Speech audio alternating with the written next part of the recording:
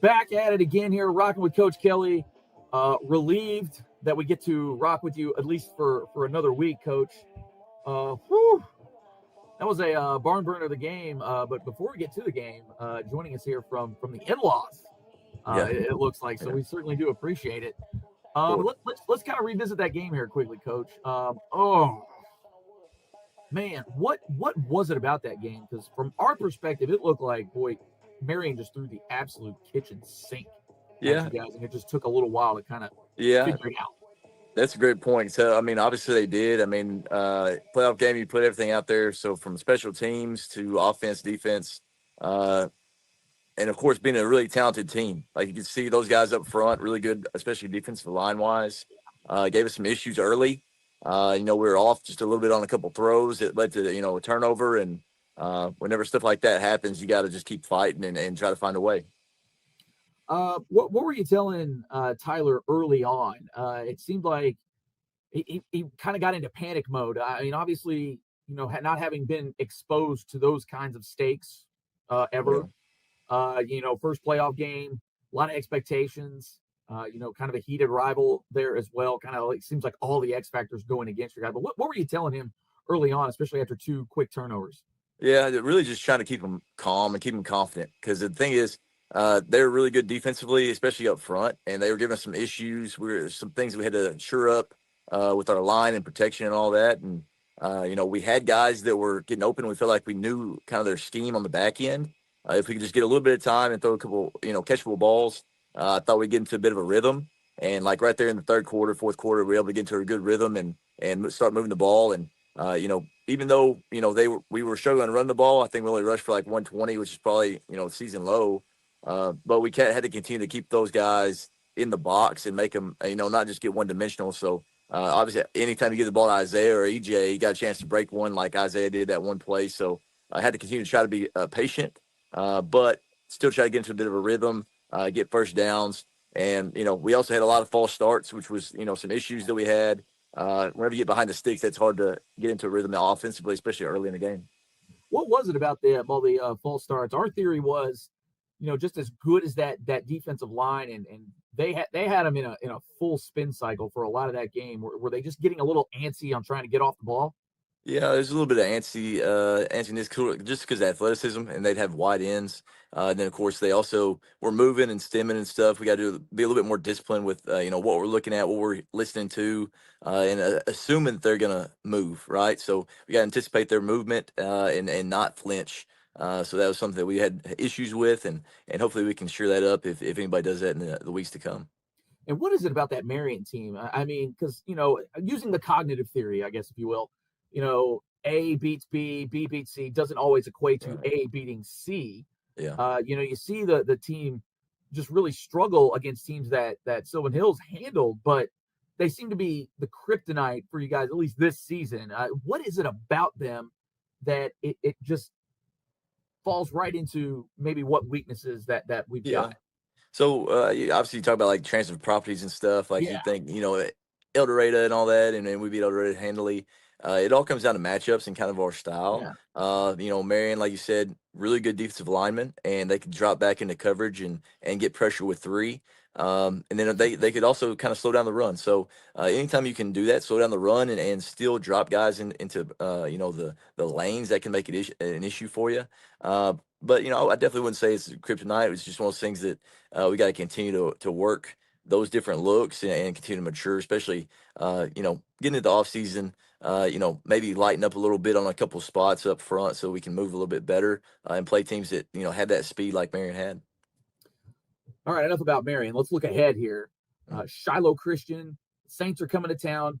This is actually the first ever matchup in Really? a lot of different ways. This is the first time you've ever coached against the Saints.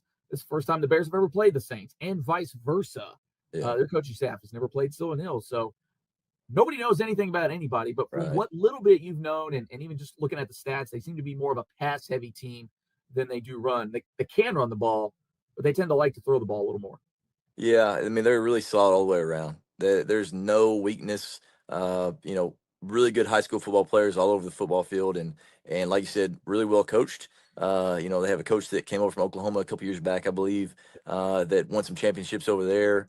And of course, everybody knows the tradition from when Coach Malzahn went in there and started winning championships and throwing the ball around. And people in Shiloh, they expect to win, and they expect their investment as far as the money and the program to pay off. So it's gonna be exciting for those guys to come down to Sylvan Hills, and we're gonna be excited about the competition. But like you said, they do like to throw it around. We're going to have to get some pressure with our D line. We're going to have to do a great job getting after the quarterback. So hopefully speed those guys up just a little bit, and take advantage of it if a ball gets tipped or a missed pass, and hopefully we can take advantage of that and create some turnovers. And I guess now that this team has experienced playoff football, I mean it's different. It's the same game, but boy, it's different. What have you told your guys going into the week, knowing like, okay, we've got that first one out of the way. You can probably tell maybe a little bit of jitters in the first little bit of that Marion game, but once you settle in, okay, now we're playing ball and we have to adjust. But do you think that little bit of experience now is going to factor in against a team that's well versed in the Yeah. playoffs in Shiloh? Yeah, I mean, I think so. And like you said, they've played in a lot of playoff games, right? They went all the way to state championship game last year, so they've been there, they've done that. But our guys, man, I feel good about what we've done this week in practice, like we did last week. We just have to go out there and play with confidence and believe in ourselves, and go out there and take care of business and do our job, right? We can't be worried about the next week. We can't be worried about what happened before or what happened last year. We just got to go out there and live in the moment and just play fast and play free. Now, I know Shiloh, known for the offense, chunking the ball around, scoring a lot of points. But what is it defensively that they do? I mean, obviously, Sylvan Hills pretty high-powered offense of their own. If you kind of look at them side by side, passing the ball, kind of dead even. But Sylvan Hills, you guys have been able to run the ball way more effectively than what Shiloh has been able to. But again, it's not necessarily their bread and butter. Right, right. But what do they do defensively that you need to really get ready for? Yeah, Because they got a few guys who are some dogs, and a lot of their leading tacklers are coming from that defensive back position, which you would think, yeah. oh, okay, that's kind of a bad deal, but is it really? Yeah, I say, man, they do a lot of interesting things defensively. I think their head coach is a defensive-minded guy. Coming when he came from Oklahoma, and they have a different kind of scheme, and they'll do different things in the secondary where they got five guys across and they'll roll certain guys and they'll have everybody stand up and try to fit their gaps that way. So they do some things that definitely give you some issues as far as you got to go back, you got to watch it on film, then you got to do it with a scout team and try to get it figured out. So it's been a fun week trying to figure all that stuff out because they're going to be an extremely well coached team. But like you said, the guys that make the plays are the guys that maybe are blitzing off the edge. They play with so much speed on the field. That gives you a lot of trouble as well. If your eyes aren't in the right spot up front, and they could get guys free just based off of their scheme. Um, this week obviously a little different. You're thinking a holiday in there. How have you guys adjusted to that? Just because there is that day off in the middle of things, and actually, the guys have been out of school all week with Yeah. fall break. Yeah, it's been awesome. And whenever you get to practice on this week, because I mean, you don't go to school, you just all you gotta do is football, and then we went from 9 to 11 or 11:30 Monday through Wednesday, and then after 11:30 we said, hey, you guys are off. Go do Thanksgiving until Friday at 1.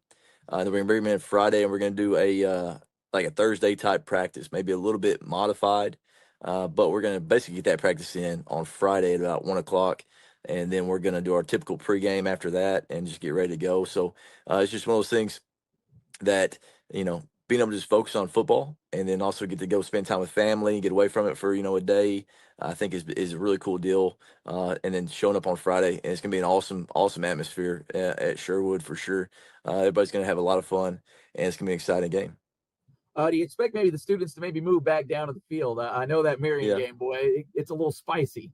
Right. Yeah. Yeah. They moved him up there back to the stands just because I think last time there was, some guys talking or whatever. But I'm not sure how they're going to do it this time. I like both of them. I liked them behind us there during the last game. Then I also liked them down the field. So I mean, you get your pluses and minuses. I think it may just depend on how many guys are showing up to the game. If the stands are packed with all the regulars at 7 Hills from Sherwood, you might throw those kids down there, get them out of the way, so they're not disturbing everybody. But it was a good time last week for sure. Really appreciate those guys showing up. And really, how hard is this week when it comes to the buzz? I mean, obviously you're in the semifinals, so the buzz it's already kind of there to begin with. But obviously you got the holiday, you got the travel. Folks are out of town. This week's always a little wonky Yeah. when it comes to generating that buzz. Even though, like I said, the buzz kind of generates itself, being what's at stake here. Yeah, and that's something that's always kind of interesting because at Conway we played there in the semifinals the past 5 years.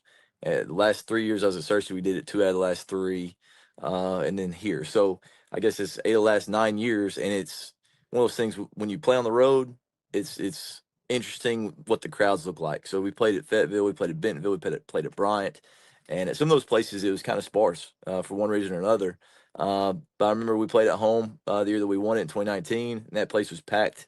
And it's going to be like that at Sherwood, man. It's going to be one of those that, maybe some grandparents or aunts and uncles that usually don't get a chance to see it. They may be in town, and now they can show up and just, experience that for themselves. And hopefully old players, old coaches coming back and just seeing it. Like last week on the sideline, we saw, Coach Tipton was there. Yeah. And some other coaches that had been through Sylvan Hills. I think even Coach Withrow, I saw him briefly. So, I mean, just having those guys be able to come back and see the program and enjoy the atmosphere, enjoy the game as well, that's a really special thing.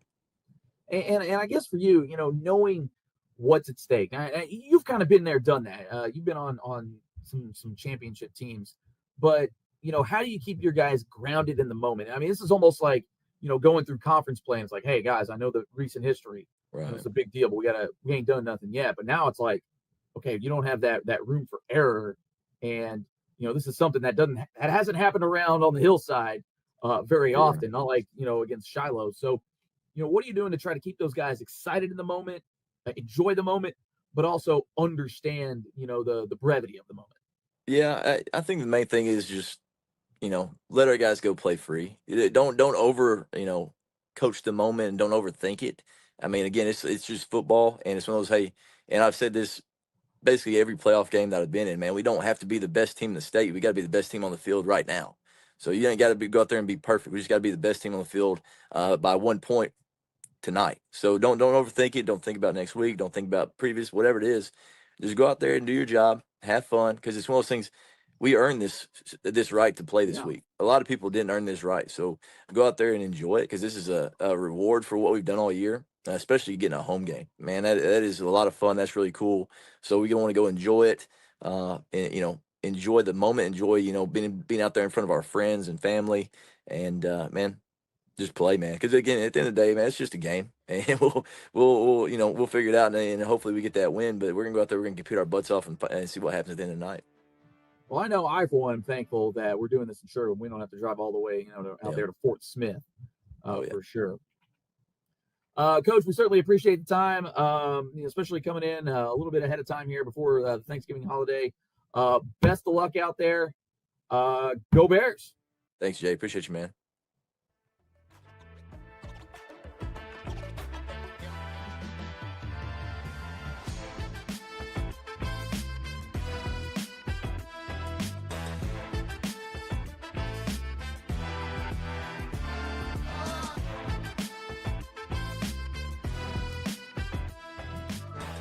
And good evening. Welcome into another edition of Bears football here on the Sylvan Hills Sports Network. Hey, gang, we are locked and loaded. I ain't talking about this football team. I'm talking about the knife and fork I still got going for you.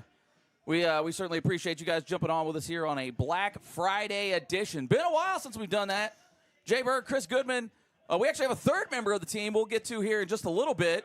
Kind of a little Black Friday surprise for everybody out there. But Chris, hey, how's the holiday for starters? Yeah, it was good. Always fun to hang out with family, and as a bigger guy, it's fun to get to eat a whole lot of food.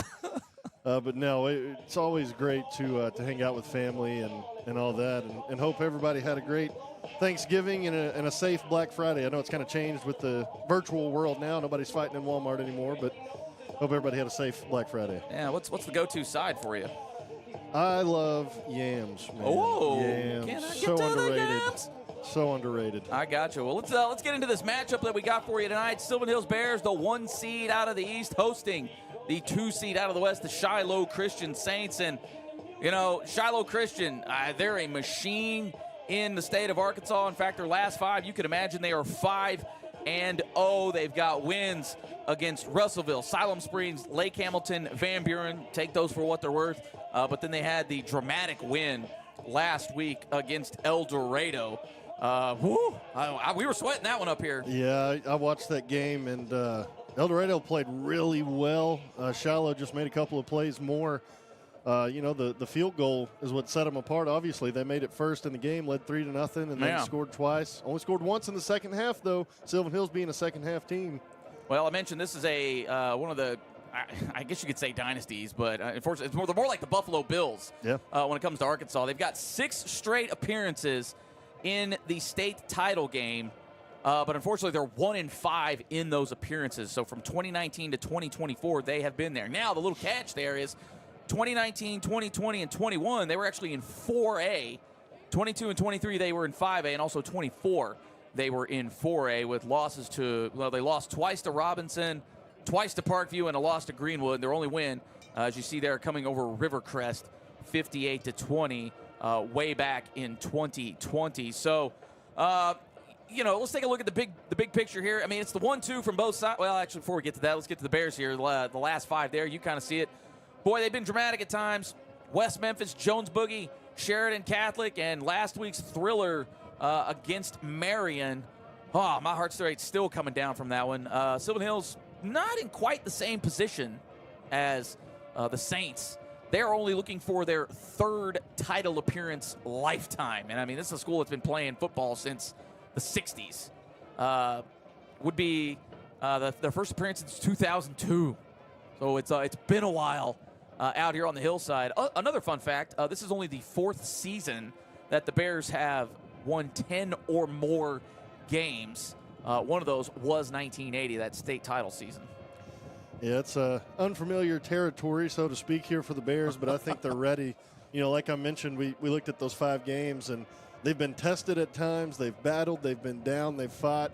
And they're going to need all of it here tonight against Shiloh Christian. Well, you mentioned some battles, and oh, man, it was a doozy of a battle last week, taking on Marion, off to an incredibly slow start. In fact, the whole first half really just kind of real clunky at times, but they somehow did enough. It wasn't pretty, as they say, but all that mattered is they had at least one more point than the other guys. But really, about midway through that 3rd quarter, the lights turned on some way, somehow, and the Bears really started rolling. Defense played lights out most of the night, though.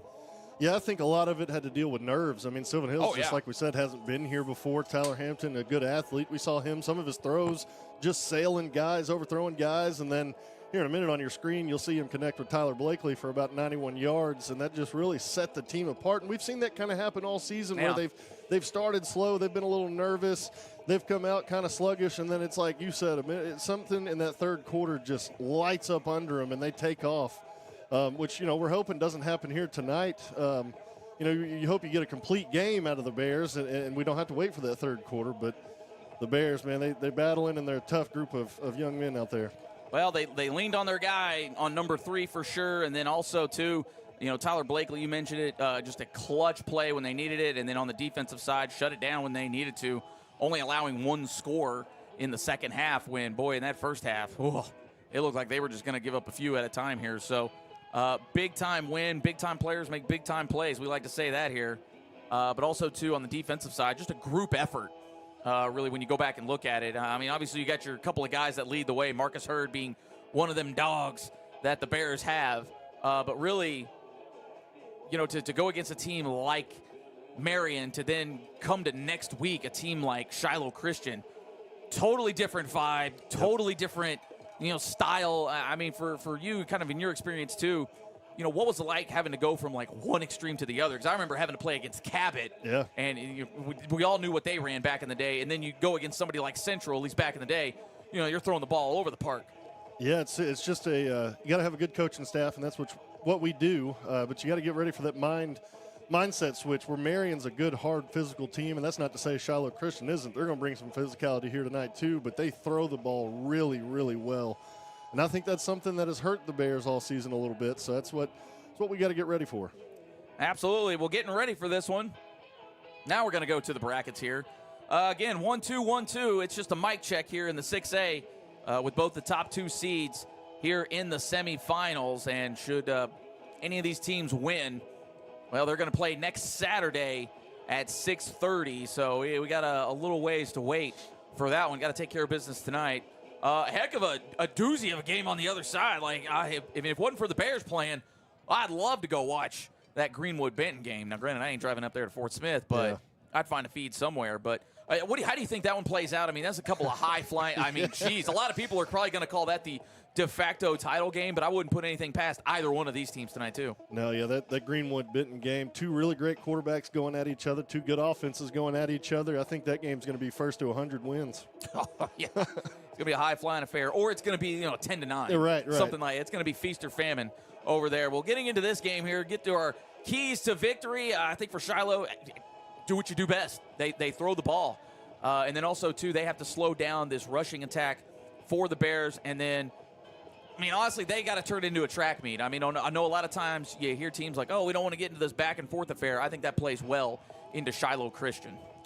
Yeah, their quarterback got over, 3,343 passing yards. We'll Give or take, spotlight him here in a second. But last week, that's what got it for me in that El Dorado game is the deep balls and the perfect passing.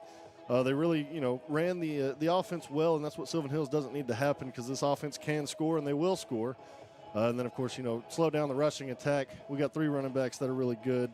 And a quarterback that can run. Yes, and we do not need a track meet. That's what Sylvan Hills does not need.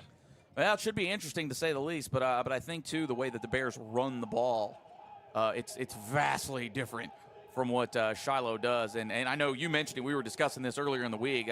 Bears got to play physical. Yep. Yeah, they just got to play physical. They got to bring it to Shiloh early because I think that's where Eldo showed a little bit, or El Dorado, rather. We call him Eldo sometimes. They really brought it to Shiloh last week when they were physical in the run game and physical on defense. They kind of got, Shiloh a little out of rhythm and stuff like that. Eliminate the big play on defense. Shiloh last week had 2 plays, I think, of like 60 and 50 yards for touchdowns in that first half. Huge plays, and in a playoff game, those could be the final blow that knocks you out of it. And then get the running game going early. That offensive line has to step up big tonight. I was mentioning it earlier. Shiloh does this thing where their defensive line stands up and kind of runs at the offensive line. And when you have a younger or smaller offensive line, it can really knock those guys back and knock them out of rhythm. So, the offensive line has to be ready for it. The running backs got to run hard and play physical tonight as well. Yeah, we were talking with one of the defensive coaches from Shiloh. We were trying to gain a little insight from, what's the reason behind the standing up? And, we couldn't get him. We almost got him. He almost wanted to divulge. I'm like, hey, look, man, we're just broadcast guys. Don't worry about us. But, nothing there. But I think for a couple of guys that you need to watch out for, at least when it comes to Shiloh Christian, we mentioned it. But I think on the offensive side, obviously the quarterback is the guy who makes things run. We're going to go look at Shiloh here. But you mentioned Cole Creighton, over 3,300 yards passing, the TDs to interceptions ratio off the charts. Yeah. I mean, just good luck. Yeah, and he's got a great group of receivers out there, too, with him. But he's a real good, accurate quarterback. And then, of course, the guy he's throwing to, we'll see him here in a minute, Charlie Kemp. But Creighton, the Bears got to get some pass rush on him and stop him, or else Kemp, there you see on the screen, number 11, is going to have a really great day out there catching the ball. 54 receptions, over 1,000 yards, 16 touchdowns. Just another key player for Shiloh. Yeah, and he's not even their top guy. Number 3, Zane Slider, is actually their leading receiver, 75 yards, almost 1,300 yards receiving, only 11 touchdowns. So surely if you're out there, ball's going to one of those 2 guys. All right, on the defensive side for the Saints, Max Kimbrough, 7 sacks on the year, 80 total tackles, leads the team with tackles for loss. I mean, just a guy who gets in the backfield. Yeah, last week in that El Dorado game, he played really well, really physical. He got back there in the run game and in the passing game, disrupted a whole lot. I think our tackles, old 57 and Larry Lee Turner, they got to get ready for him. Mm-hmm. And then also, too, Silax Nance. A little interesting that you have a DB leading your team in tackles. A lot of times you kind of wonder, well, is that a good thing? But I would assume that they're somewhat similar in the fact that, like Sylvan Hills, a lot of those DBs, I air quote it there, are kind of those de facto, linebacker hybrid types, and they can still get in there and make plays. Yeah, and he could probably, in the run game, he's probably real physical. He's not scared to come downhill and make a tackle. And that's when you play somebody like Sylvan Hills with 3 running backs that are really, really good, you need somebody like Nance to come in there and really kind of shut things down. Absolutely. Another guy to watch on that is Brody Francis, the linebacker, led the team in sacks. All right, on the Sylvan Hills side of things, obviously Tyler Hampton, he's the guy that makes the machine go on offense. What can you say about the guy that we haven't already said? I mean, insane passing percentage. You do the quick math there. I want to say it's about 63%, maybe somewhere up there. Just as good a TD-INT ratio, and that's from 2 interceptions last week. So take those off the board, and oh my goodness! But you see the running attempts in the yardage and production there as well. Yeah, you just got to have a really good game out of Tyler Hampton today. He's got to come in, lead his team like he has all season. And, last week I really loved the resiliency he showed from that first half to the second half. Came out playing like the Tyler Hampton that we knew and took over the game. Another guy who could take over the game, Isaiah Howell, almost 1,400 yards rushing. Not sure they've had anything like that around here in quite some time. But he's also a threat in the backfield to catch a ball or two. Yeah, he's just an overall great back. He's one of those when you're recruiting on NCAA, you want to try and steal him, from the other schools because he's just such an underrated running back. Should be getting a whole lot more attention. He's physical. He can outrun guys. He can catch really well. Just a great running back. And then one of your lead dogs on the receiving end, Tyler Blakely. I mean, we've got a couple of insane-o calls on him this year. Hopefully we can get another 1 or 2 tonight. Yeah, he's one of those where guys like Nance are really going to have to find where number 2 is and know where he is all night just because of his big playability. And it's been on routes that you wouldn't even think would go for a touchdown, just a simple skinny post or a slant here, and he grabs the ball and he's gone. Big playmaker. Tyree Ransom, boy, he had him a heck of a game last week. You see it there, 8 tackles, 1 in the backfield, also forced a key fumble in that affair. We haven't called his name a lot, but he's always lurking. Oh, yeah, he's one of those guys that sometimes when you're needing a big hit on defense, he's the guy that comes through and delivers. He plays really physical in the run game and anything around the line of scrimmage. He's not scared to get down there and make a hit. And like you said last week, he played really well. If he can bring that same intensity this week, I think the defense stands a chance. Well, I think your defensive MVP probably on the year, but definitely last week, Marcus Hurd, the lead dog there at linebacker. I mean, just flying all over the field, had a block kick, forced the fumble himself, had both recoveries last week, even broke up a pass. So, hey, what are you not doing there, my guy? Yeah, Marcus Hurd. And like I've said sometimes this season, you got a good defense when we're calling Marcus Hurd's name a lot. He's just a really great linebacker. He uses his D-line to scrape and get to the running back or scrape and get to the quarterback. And then in the passing lane, I'd like to see him come down with a couple of the interceptions that he should have had this season. So maybe he can steal one this year or this game tonight. But, man, just an overall good game tonight we got going. Oh, absolutely. So, heck of a barn burner set up for you here tonight. I want to give a shout-out to some of our sponsors that are out there. This game brought to you in part by Akel's Carpet One Flooring Home, First Arkansas Bank and Trust Elite Autoplex, and we've got a new one on board here, the Bears Swag website. Go ahead and just scan that QR code there. Lots of good stuff there if you're looking for the it's Christmas, Black Friday still in effect. So, hey, go ahead and scan the QR code that we got up there for you.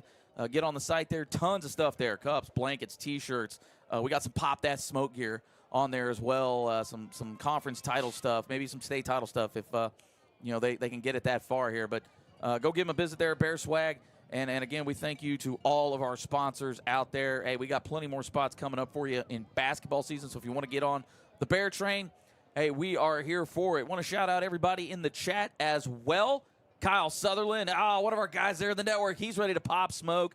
But hey, just everybody in chat there, hey, let us know where you're listening from. Where's Bear Nation at on this Black Friday? I know the crowd may not be quite as robust as it normally is, although it's filling in pretty good with the holiday and everything. But I know we had a Paris, Arkansas in there already. We got some folks that have been out of town that are probably here this week. So excited for that. And as we get you set here for coin toss. But again, just talking with Coach Kelly this week, it's one of those things where it's a confident nervousness. Yeah, and I totally vibe with that right now. Yeah, that's kind of what you want to have going into a big game like this. A coach told me one time, if you're not nervous, you don't care. So any of these big-time players, you watch the Super Bowl and all that, they say they're not nervous. They're probably lying to you because it's good to be nervous. It means you're aware of the situation. You're aware of what's in front of you. You're locked in. You know what's going on. You know what's at stake.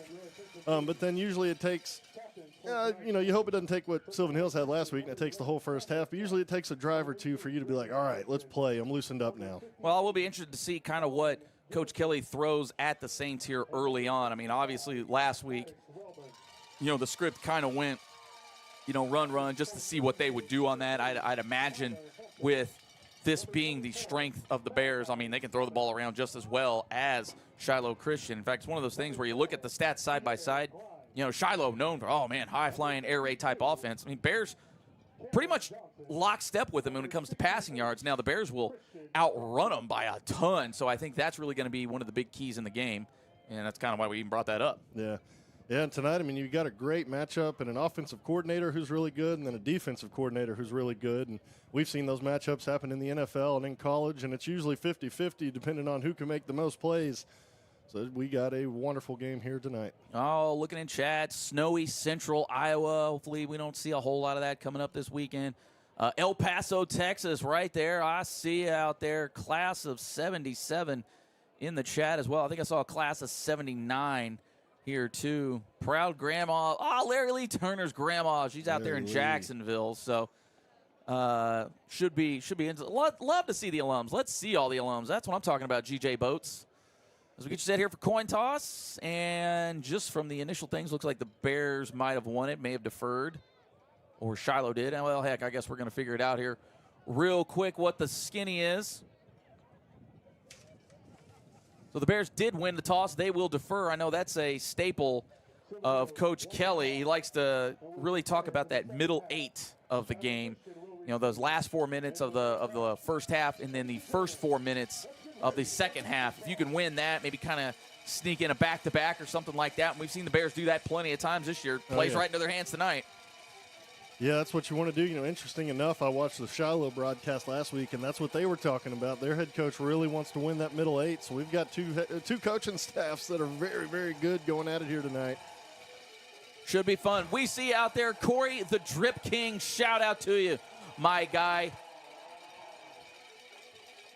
Oh, the boss is on the call tonight as well. Steve's watching from Gulf Shores. You'll love to hear it as we get you set here for kickoff. Big-time semifinal game for Shiloh Christian. It's just another day in the neighborhood for the Bears. It's been a long time coming to get to this point here. In fact, even before this, it was 5 years that the team had even won a playoff game here. Man, you can feel the energy in the stadium. Oh, man, you can feel it in here. Or maybe that's just my gut from all the, macaroni and cheese and green beans. Bears take the field. We're going to do it all ready for you, gang. You say it with me. Pop that smoke.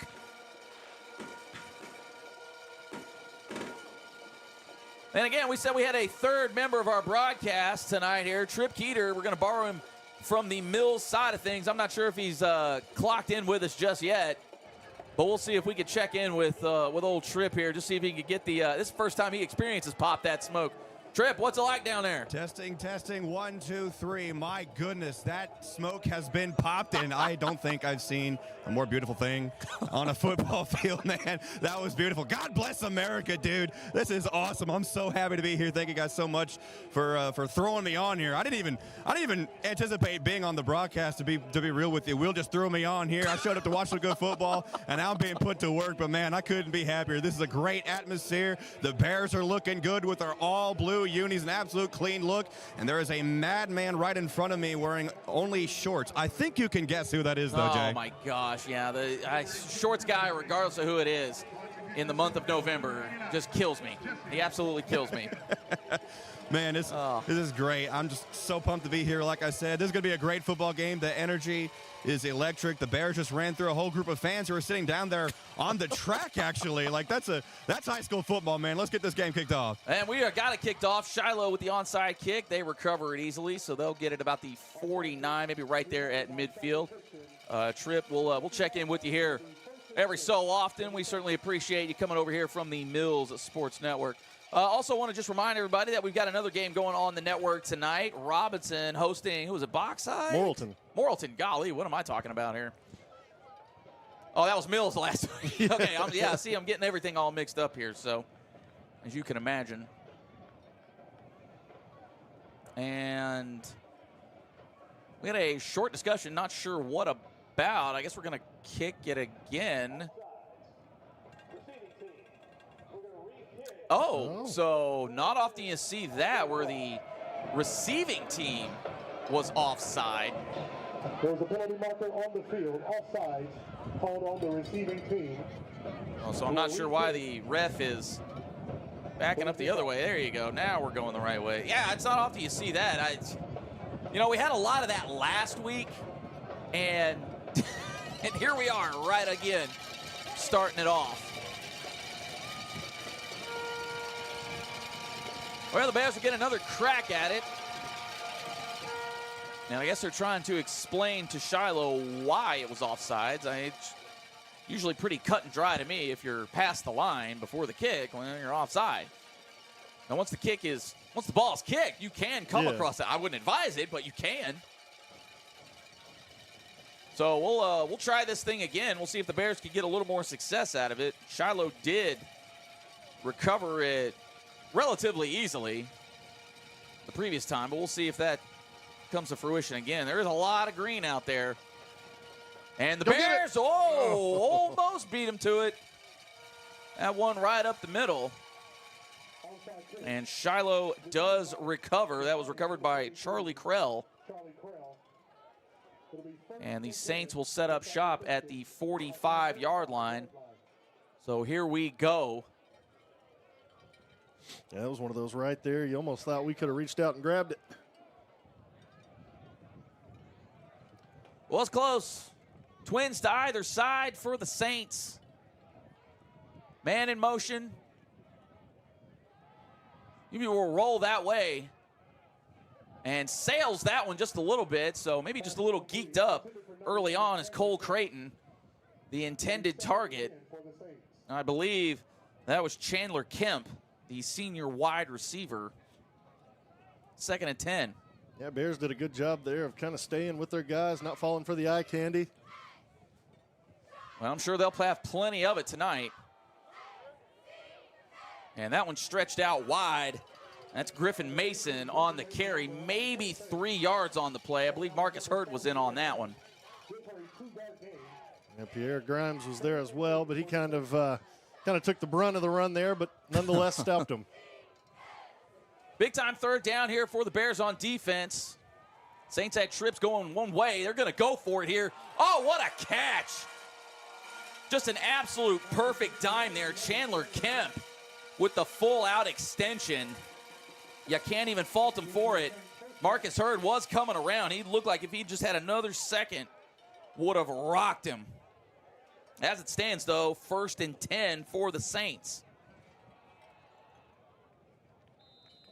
Number 18, Griffin Mason on the run.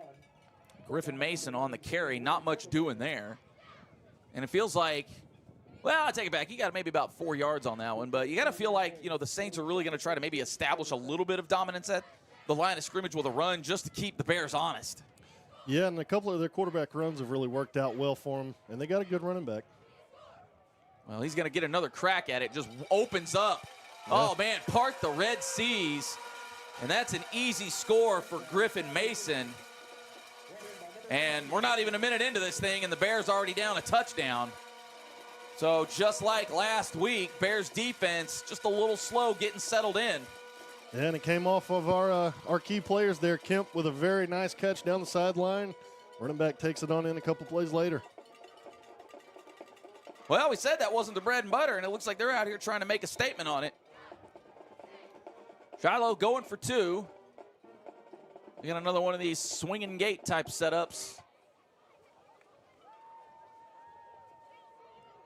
Oh, wide open in the back of the end zone. Executed perfectly. Zane Slider, the easy catch, and just like that,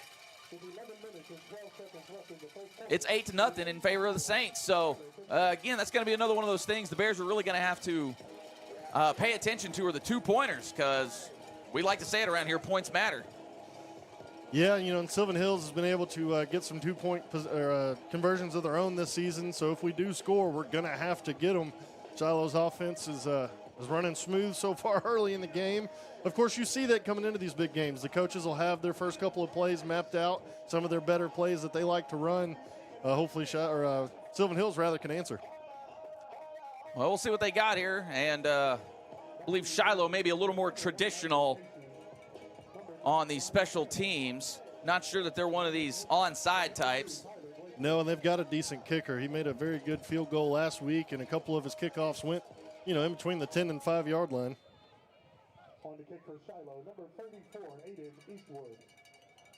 Fielded clean by the Bears. That's Blakely. He's trying to get it to the sideline, cuts it back up, and just ran out of real estate. And Shiloh seems to think they had the ball, but I believe they're going to mark him down. Yes, the official signal is Blakely was down. So Bears will set up shop at their 21-yard line. We'll see if they can match the energy of the Saints. You know, I'd be anxious to see. Sylvan Hills hadn't had a ton of opportunity for returns this year. I wonder how well they can set one up and get one. Should be interesting as the night goes on. Hopefully they're not returning a whole lot, honestly. Twins to either side. Oh, Tyler Hampton, the quick throw. Jeremiah Carey lowers the boom, and that is going to be close. And they are going to give it to him. That is a First Arkansas Bank and Trust first down. Not sure what our chain guys were doing there. A little slow on the draw. Looked like a solid 11 to me, but that's just me up here. And we've got an Elite Autoplex flag on the play. I think it's going to be a false start on the right side of the offensive line. False start. Offense. First down. So those false starts coming up early on. It was a big thing in that game against Marion. And that may be some of the intel of the defensive line standing up like we see here as it gets those guys to jump. Yeah, standing about, what is that, about 4 yards back, so you don't know who's doing what or where they're going. Again, this does remind me of Sheridan somewhat. Oh, what a snag by Jeremiah Carey. Or excuse me, that was Mo Phillips. Oh, the one-handed palm. Gets him maybe 6 yards, so it'll bring up 2nd and 9. Bears going with the tempo. And the Saints blitzing. Tyler Hampton out of the pocket. And he just didn't have time to really get into anything as he avoided the initial rush, but couldn't get out of the second. So 3rd and 10. On a dime for Mo Phillips. Oh, we hadn't seen much of Mo, but give me some Mo. Yeah, you know, when you got a good defensive coordinator who's going to try and take away some of your key players, a big game out of Mo Phillips could be huge. First Arkansas Bank and Trust first down. Bears are whipping it around, and that's easy pitch and catch. That's some Mo of Mo. And Mo Phillips already with 3 catches on the night. You'll love to see it. 81, stand up. Bears going trips to the right. The Saints were marching backwards. And you got to think if the Bears can maybe bust through in that sort of scenario with half the defense dropping back, half the defense coming, if you can get through that first wave, you're going to run. 3rd and short. Oh, and Tyler Hampton mishandles the snap. Maybe got ahead of himself. And I will say this is the best defensive away crowd I think I've seen so far this season. I wonder if that's playing any effect with all the a lot of noise. A lot of noise. Tyler Hampton steps up. He's in trouble, and they got to him. And in that situation, he's just got to get rid of the ball, I think. But on 4th down, you know, what do you do? Yeah. So once again, that defensive line and the pressure is biting this Bears offense early. Now this defense has got to answer the bell. That's kind of starting out similar to what it did last week. You know, Sylvan Hill started off very slow. They had a couple of good plays there. I really like Tyler Hampton staying in the pocket and delivering that throw on the first play of the Bears offense. But, yeah, the defense, like we called on them last week, Jaden Noble and the rest of these guys got to make a play. Well, we'll see if they can. Twins with the wing to the right side of Creighton. Play action. And had time, and he's running for it now. Throws it up. That's dangerous. Oh! And that was Tyree Ransom was kind of in the area, but, boy, that ball was just thrown into nothing. I wonder, was there anybody in the area? And is that we going to get an elite autoplex flag, and that might be some grounding.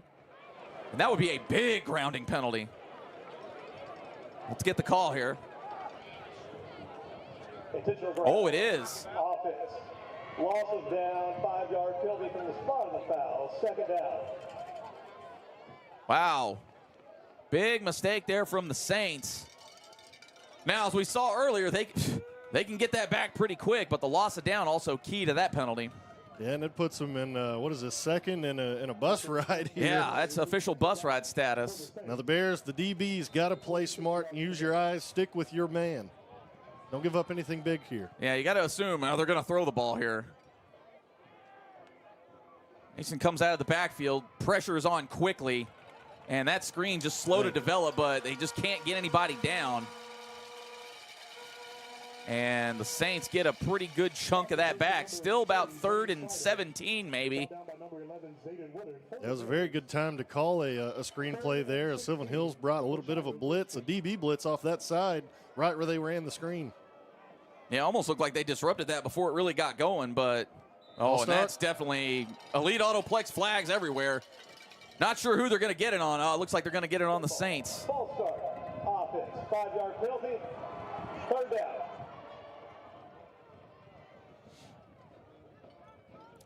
So back them up 5. That'll put it at 3rd and 21. So, again, if you're the Bears, just keep them in front of you. Don't let anybody behind you. Yeah, when you're given an opportunity like this, you got to take advantage of it. Absolutely. Trips to the left side for the Saints. Oh, and they're going big time for it. A lot of hand checking there. Not sure we're going. Oh, that's a late. Oh, man, I don't know about that. I mean, both guys were kind of fighting for it. I mean, I like the coverage there out of Nigel Casey. I think he played great. Got his head turned around. I think where they got him is when he pushed him out of bounds and they both fell. I think that's where they got him. Pass interference. Defense. 15-yard penalty from the previous spot. Still third down. Yeah, so key there is still 3rd down as they got 15 out of it. So spot them a few, and now it's really 3rd and manageable.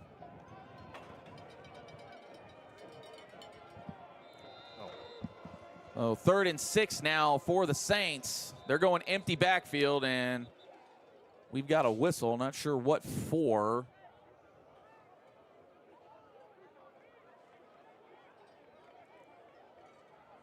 After enforcement of the penalty, it'll be 3rd and 6 for Shiloh Christian. See if we get anything out of the ref here. All right, well, I guess something procedural, I guess. Empty backfield for Shiloh. They got 3 to the left, 2 to the right. Bears coming with pressure. There we go. And he has got it. Oh, Zayden Woodard came through untouched. And we'll see what the Saints elect to do. Yeah, they're going for it. Well, I don't know. They're a lot of movement here on the sideline, so it might be a punt team thing. Maybe. All right, maybe not. Twins to either side, and they're going for it. He's going to be short. I think he's well short of that. Even on, he's about 3 or 4 yards short. So the defense stands tall. Big time play. That's really what we need out of this defense. They've played fairly well. Now, I know they gave up a touchdown already in this game, but Shiloh hit 2 plays that were just open, the pass and then the run for the score. Defense playing really well. I'd like to see some of this pressure, like it did a minute ago, get to the quarterback and get them a little disrupted. Now we need Tyler Hampton to come on, go Army, lead them down to a touchdown. Would be nice right about now. Mo Phillips just out there on an island. Oh, and they were really giving him some space over there. I would just turn and throw. Well, that works too. As E.J. Duckery close to a first down, just short of the sticks. Man, as they set up a quick screen. That is 2 plays out of Tyler Hampton where I thought he's sacked and he makes the throw. Oh, and that's the second time. Ball is still out, I believe. Oh, they're going to give it to him. I think the second guy that came in kind of pushed it back to Tyler. Yeah. Man, we got to get the snap down. Well, that's the second time. Now, that's something we've really seen out of the Bears. I mean, it's been something both weeks here. You had the interceptions last week, now the snaps. Well, personally speaking, centers get nervous too, and our snaps can go a little awry.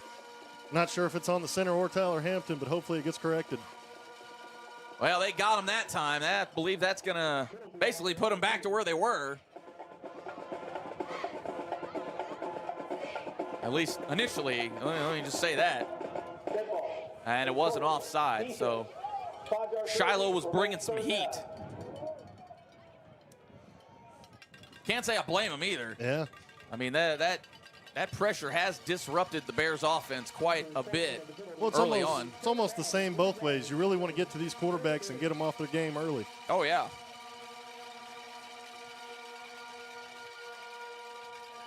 And Tyler Hampton sails one just beyond the reach of Ryan Parham. Not that even if he would have caught it, he'd have had much to do with it. And we'll see if the Bears actually go for it or if maybe they do the squib kick, especially on this side of the field, but we'll see. Defense all standing up. Oh, look at that. Go make a play, Ryan. Oh, Ryan Parham almost busted out of that tackle. Colton Miller, though, hung on for just enough. That's a First Arkansas Bank and Trust first down. Big-time play. Yeah, I thought he was going to spin right out of that and go get a touchdown. Yeah. Pressure got to him there. Not sure that the Bears are really going to be able to rely on the deep ball like they have in the past few weeks, just because the Saints are bringing that kind of heat all night. Yeah, well, I applaud the O-line so far. They haven't done terrible so far dealing with this defensive line. And Tyler Hampton getting the ball out quick, and he's been accurate. You like to see it. Love to see that. Love to see one right here, just to even get back into something third and manageable. Hampton barking out the play. Just barely missed that first wave. And again, if the Bears can get through that first wave, they're going to have plenty of room to run. And really at this point, you got to make it at least fourth and manageable. Yeah, the run game so far really not working for Sylvan Hills.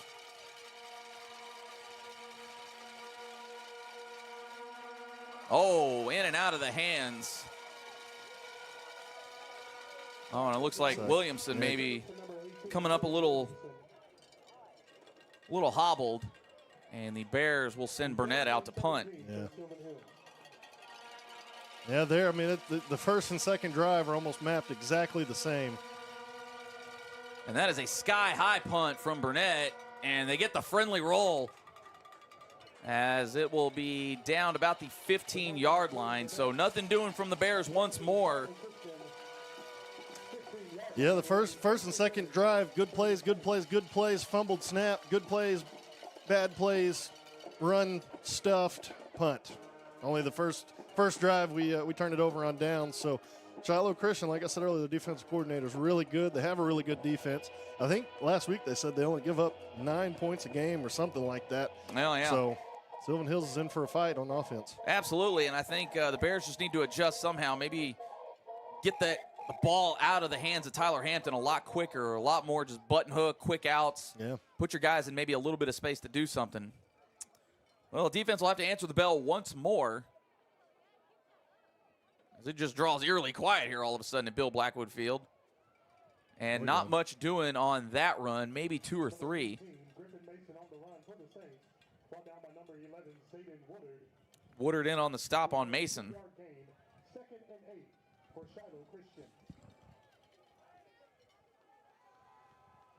Creighton rolling, just running out of time, but he'll get out of bounds. I believe that was Hurd. Almost had him in the backfield, but flushed him out. Yeah, they've run that play quite a few times, looking to either, go mid to deep. But what that does with the short guys, he ties up the DB and the linebacker. You can't go make that tackle. He's able to run. Yeah, surprised they're going against the grain as much as they are. And that pass completed to Mason just beyond the stick. So found the soft spot in the zone there. Yeah, and that's really what a lot of their offense is you go sit, find grass, and sit down, let your quarterback find you. Three receivers split out really wide to the left. You got to wonder, well, there it is. They're just running the ball, and that's Mason once more. Probably fell forward for a couple there. That may be about a 4 or 5 yard gain.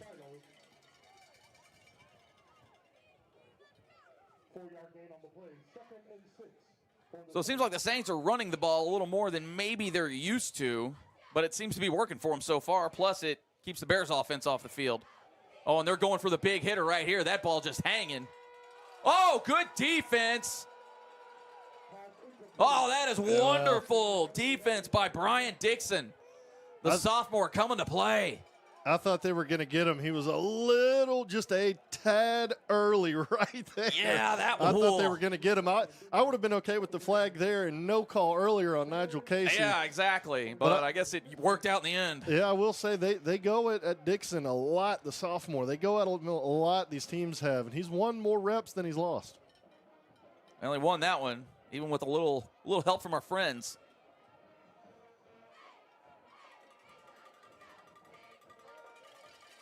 And just the easy, just beyond the sticks pass, and that'll be another first down for the Saints. So they are just marching down the field right now.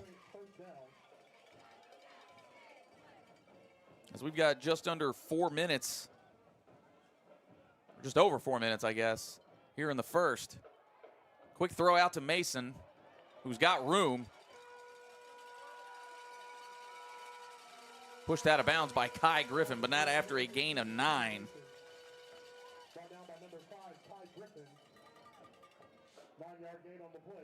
Yeah, so far their offense is really running, and they're being efficient with their play calls. They're running right at the sticks, right where they need to be. Mm-hmm. Oh, pressure was coming. Creighton keeps it, though, and he'll fall forward for about 4, but that is more than enough for another first down. Good enough for the Saints' first down.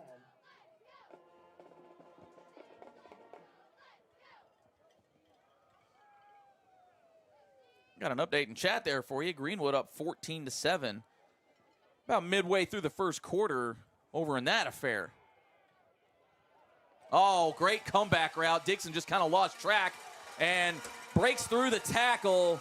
Zane Slider, he's slippery.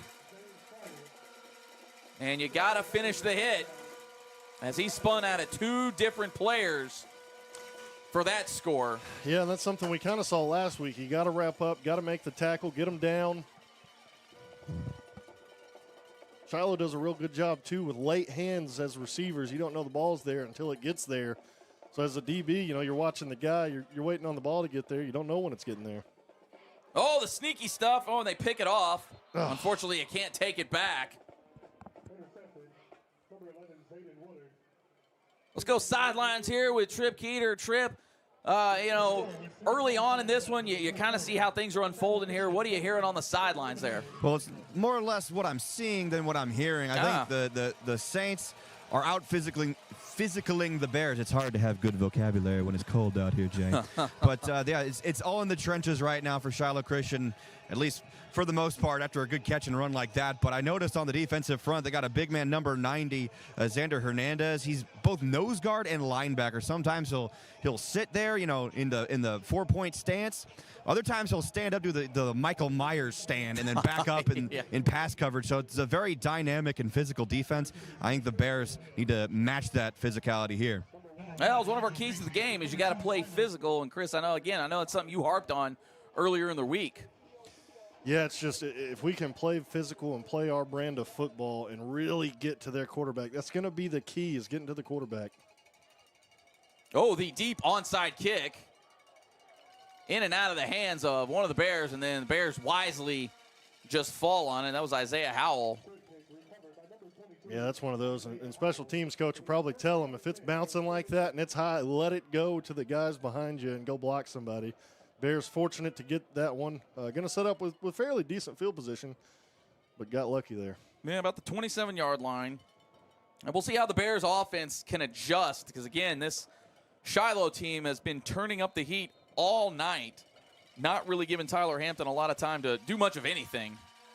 But we'll see if they adjust and if the Saints adjust. Quick throw out to Ryan Parham. Almost got through. About a 9-yard gain, though. Yeah, they fooled me. I thought it was a run play, and we were about to have a pop that smoke call because the hole was open. Oh, it was there. There they go with that stand-up approach. Almost got through it once more. Pushed and got more than enough for a First Arkansas Bank and Trust first down. Yeah, if we can get Howell falling forward like that, we're good. Trips right for the Bears. Tyler Hampton looking left, but now he's getting flushed out, and they got to him. And again, that's just something that the Bears are going to have to adjust to. Maybe play calling. I don't know if it's something schematically with the offensive line, but this Saints team is just throwing a lot of different stuff at them. And we saw it last week with Marion, even with a 3-man front. Yeah, that's one thing that kind of hurts the Bears. And I'm sure their defensive coordinator saw that and got ready for it. Oh, we've got a late hit call on the Saints, so the Elite Autoplex flag on the play that we completely missed somehow. And, well, the Bears given a gift there. Not sure when the late hit would have been, unless somebody just jumped on the pile. Yeah, I'm not sure. But, well, as it stands, that's free 15 for the Bears. And they're on the Saints side of the field. Isaiah Howell getting through. Oh, little extra Superman there towards the end of the run. And he's just short of the sticks. Yeah, I like Isaiah Howell. You know, the way he runs sometimes, he puts his head down and he just finds a way to barrel through there and get yards. And we've got a Saint that is down. Not sure who it is or what maybe would have happened. You know, sometimes it's just chaos down there in the trenches, and, you know, could be something as simple as foot's getting stepped on. Surely it's not cramps at this point. No, for a second I thought the ref I thought the ref was yakking his guts. As soon as I'm talking cramps, I'm like, yo, somebody help my guy out here. But no, the old jeez. And you hope it's one of those injuries where he is more scared than hurt. You see that happen a lot of times where you know, even some of the older people that may be watching the stream, you tweak an ankle or a knee or something, and you're just a little more scared than it is hurt. Don't want to see anybody get hurt, especially this late into the playoffs. Well, looks like they're helping him on to his feet. And that is Josiah Campbell, the junior linebacker, needing a little bit of assistance. He is walking off, though. So, again, we do hope nothing but the best.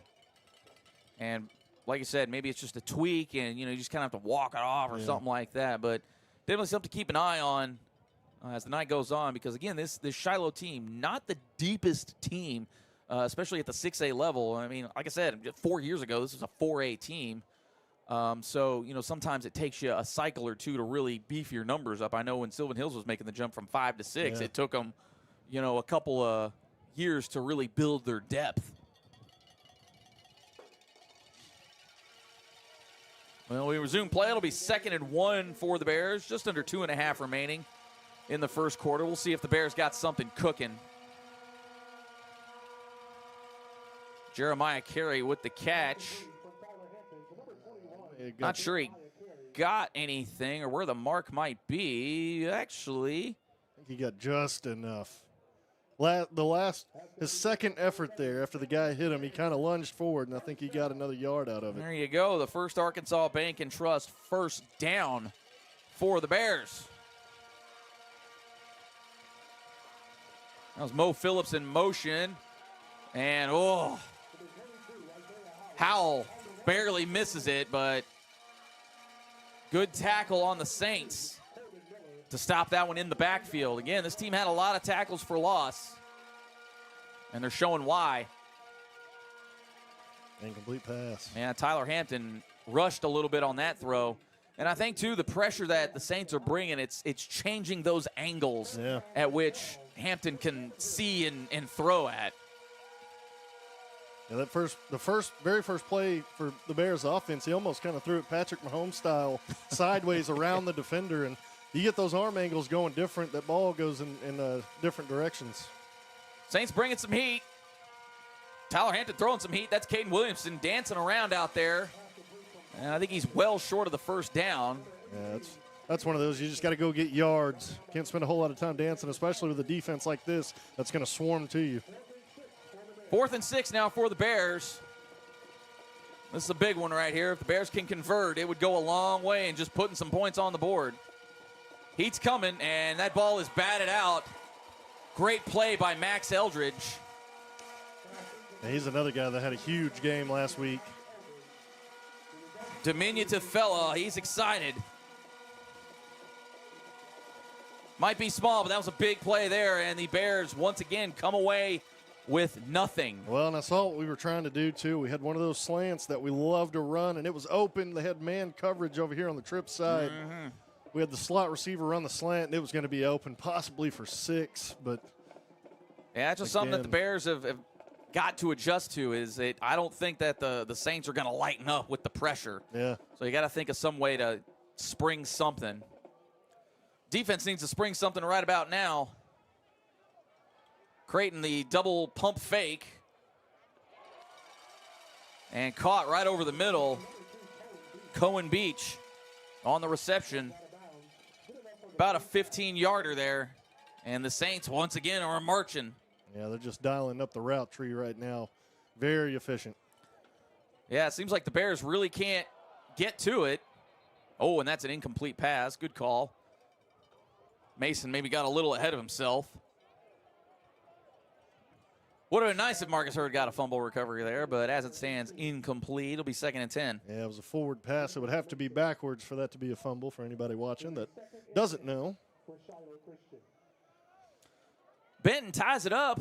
That's a 14-14 affair. Yeah, first to 100. Yeah, I'm telling you, nailed it.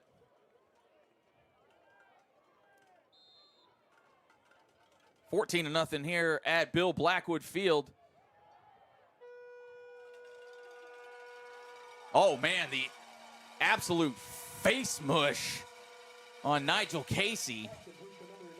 Yeah, so far, much like last week, Shiloh is the more physical team this first quarter by a lot. Got to get the Bears to wake up somehow. Yeah, the depth isn't there. Oh, and they're going to give him the first down on that. I thought maybe he was a yard short. Looks like I'm wrong. What?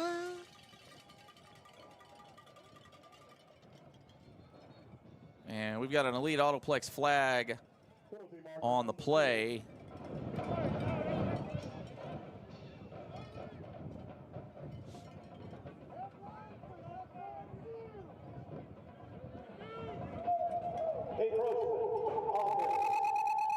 Oh, and encroachment on the offense. And maybe somebody lining up offsides. Yeah, you don't see that very often. Well, there you go. It'll be 1st and 15 for the Saints when we get going here. You know, we always seem to have those very rare calls on our broadcast. That seemed to be pretty regular here, though.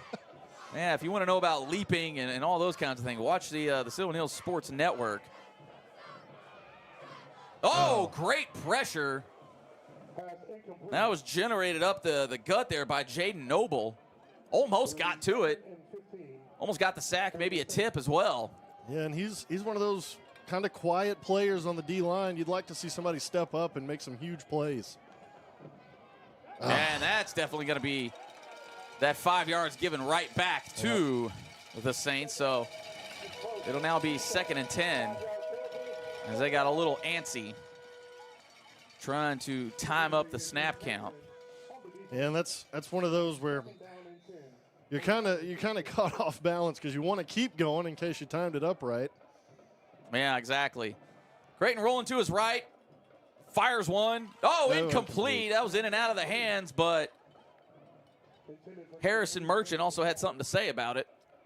And I give a lot of credit to the Shiloh tackles. You see 65. He's very, very big. 52 is a little bit smaller, but their tackles are doing a very good job on these rollout plays of stopping that defensive end or that edge rusher from getting back to the quarterback. Well, even just stopping them long enough. Yeah. That time, Sylvan Hills brought a lot of pressure, and 52 stood in there and and did his job and stopped the defender to get that pass off. Luckily incomplete, though, for the Bears. We'll see if they've got another 2 plays in them. 3rd and 10. And they're bringing some heat. That one thrown way up, and I do believe, incomplete. That was intended for Slider, so 4th and 10. And it does look like they will elect to punt. Now, you always got to be ready. Always got to be ready for it. And it looks like the Bears will, well, I thought Kai Griffin was maybe going to hang out in the back. Well, that's a very interesting formation. So, again, you always got to be ready. Okay, now they'll go back to a little more traditional punt formation. But, again, these guys are sneaky. Good punt. Great punt. Nothing but Saints down there. And, it's going to take a friendly bounce for the Bears. So, just outside the 10, probably about the 11-yard line as we got 25 seconds left here in the quarter. Bears, well, they just got to start building some momentum. I mean, they've had it, and then it just thud. Yeah, they've got to, and you really want to get points out of this drive. It's going to probably take into the second quarter, but you want to get points here, preferably a touchdown. So far, I mean, the offense hasn't played terrible. You got 2 drop snaps and then a batted down ball on 4th down to stop you so far. You got to stay confident and keep fighting. Well, we'll see if the Bears can break off one of those patented long plays right now. Tyler Hampton rolling out. That's Lacoby Brent. Slung down maybe for about a gain of 7. We'll see if the Bears try to get maybe one more play in before the horn. I'm sure they're going to want to. And they do. Stay on your feet. Oh, E.J. Duckery just barely couldn't stay up. He busts through that tackle. It's probably an easy first down and then some, and that will take us to the end of the first. So an eventful first quarter for both of these teams. Bears, however, just stymied by the Saints early on. Stick around with us here. We got second quarter action again. Bears down 14-0, but they have the ball. Jay Bird, Chris Goodman with you here on the Sylvan Hills Sports Network. Looking to upgrade your space with quality American-made products? Look no further than Eagles Flooring and Cabinets. It's our Made in the USA sale, where you can save big with up to 50% off store-wide. But that's not all. Enjoy no interest for 36 months. We'll even pay your sales tax. Install before the holidays at Eagles Flooring and Cabinets, where we make it beautiful for less.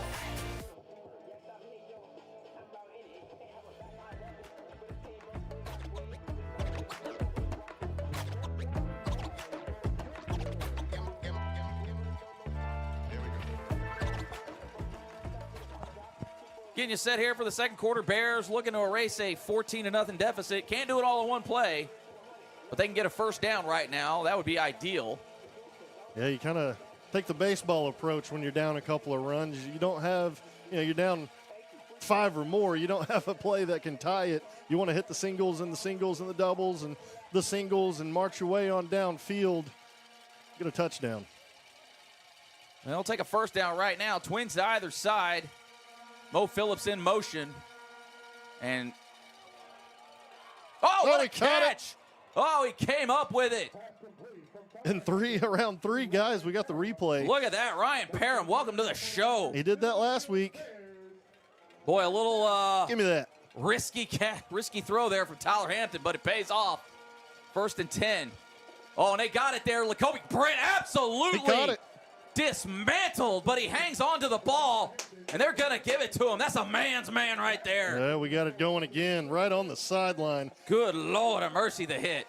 They always say if you're going to take a hit, you might as well catch it. Yeah, you may as well hold on to it. Not much happening on the run there. E.J. Duckery on the carry. Couldn't do much with it. Golly, my back hurts now from just seeing that hit. Goodness.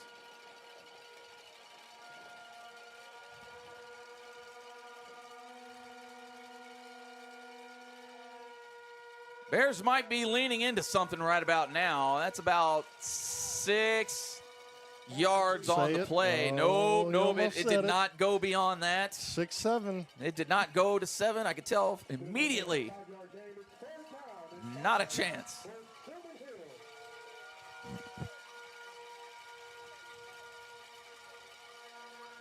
Oh, man, the pressure just gets to Tyler Hampton. And once again, that's Eldridge making a play. Yeah. Again, he's small, but, boy, he's jumping big. Well, that's one of those, when you see where the pressure's coming from and you get away from it, run right where it just came because there's nobody there anymore. You got to escape out of that. Love to see Tyler. He's mobile in the pocket. Tonight's a different story. See him get out of it. Yeah, 4th and 9. Saints into their coverage, or, well, they'll switch things up now as they'll go back to that standing up. Looks like they're coming all kinds of pressure from one side. And Lacoby Brent. That's a first. Oh, that is going to be close. Yep, I think he is just beyond the sticks. Yeah, give it to him. First Arkansas Bank and Trust first down. Big-time catch, Lacoby Brent. Yeah, the guy's catching the football. That's the key right now. Well, the quick hits. You got Isaiah Howell on a bit of a screen. He's got the sideline. He's Go! still going. Oh, got brought down, I believe, maybe about the 10 or the 11. Isaiah Howell, big-time screen catch. Bears cooking right now. And they are just beyond the 10-yard line. So theoretically, they could get a first down out of this.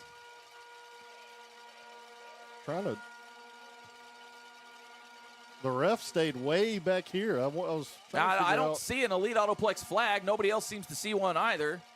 I don't know what's. Oh, we did have a flag down there, but I guess we're going to wave it off, or perhaps it's a sideline warning. Oh. Half a distance from the goal, from the end of the run. It'll be first and I'm not sure how you block below the Well, waist on defense. And I get to explain a little bit right here. So Hey, again, one of these rarities that happen here. And listen, as an offensive line, you hate to see it coming if that's who it happened to. But whenever you're going out there to block the DBs or the linebackers, they are not allowed to dive at you below the knees to take you out. Oh, well, there you go. Isaiah Howell just absolutely swallowed up on that one. So it's now 2nd and goal, so that made it goal to go since they tacked on the penalty after the run. And I don't know for sure that is what happened, but that generally you get a tackle out there trying to block a Well, DB it was or a safety. screen, so, I mean, it makes sense to me, and it kind of looked like it was in that area. They'll try and dive at your knees, and you can't do that. Much like the offense can't do it to the defense. Correct. Get in the end zone. Isaiah Howell upended and gets to about the 5. And see, here on these screen plays, the receivers have got to block. They've got to be physical in the block game to try and spring some of these runs open. Well, I think, too, the pressure is just making him throw it a little He's early. open. Oh, and he sailed it. Oh, meant for Ryan Parham. And it looked like he just brought that ball low, trying to get it up above. And we'll see what the Bears do. They're going for a touchdown. And see, here, that's where the penalty earlier almost hurts you because you could have got a first down without it. Yeah, right. Now you got to get a touchdown.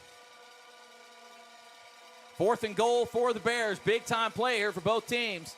I think this is where that, 11 guys standing up really throws you for a wrench. And timeout. Shiloh is going to take an Ackles Carpet One Flooring and No, Home. the Bears did.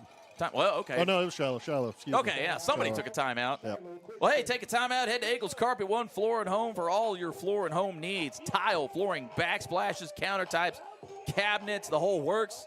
Ackles will bring your vision to life. Visit them in Little Rock, North Little Rock, and Sherwood, or visit them online at AcklesCarpet1.com. And I'm sure they got a Black Friday deal going probably through the week, so. Oh, yeah. Hey. Black Friday, Cyber Monday. Get you some deals Yeah, out there shopping. Small Business Saturday tomorrow, Oh, yeah, so make sure yeah. you get out there in Sherwood, visit all of them, or for anybody that's tuning in from out of town, hey, go hit up a local business here. Get them something here. Big candle guy myself, so, Yeah. you can always find those at a local shop. There's nothing like a good candle. Yeah, I'm telling you.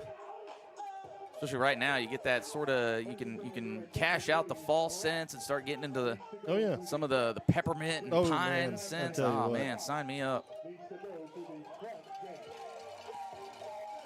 4th and goal for the Bears. We'll see what they've got dialed up here.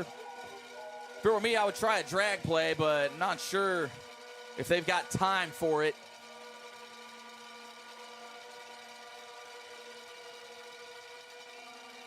Mo Phillips in motion, left to right. Oh, what a cutback, Isaiah Howell! You doing? Let's go, fam! Pop that smoke! Oh, what a cutback from Howell! Oh, it's only 3 thrusts, so it's not a penalty. That's a Key and Peele reference if y'all didn't catch it. just in case y'all didn't catch that. So we'll see if the Bears can cut this lead in half on the extra point attempt here.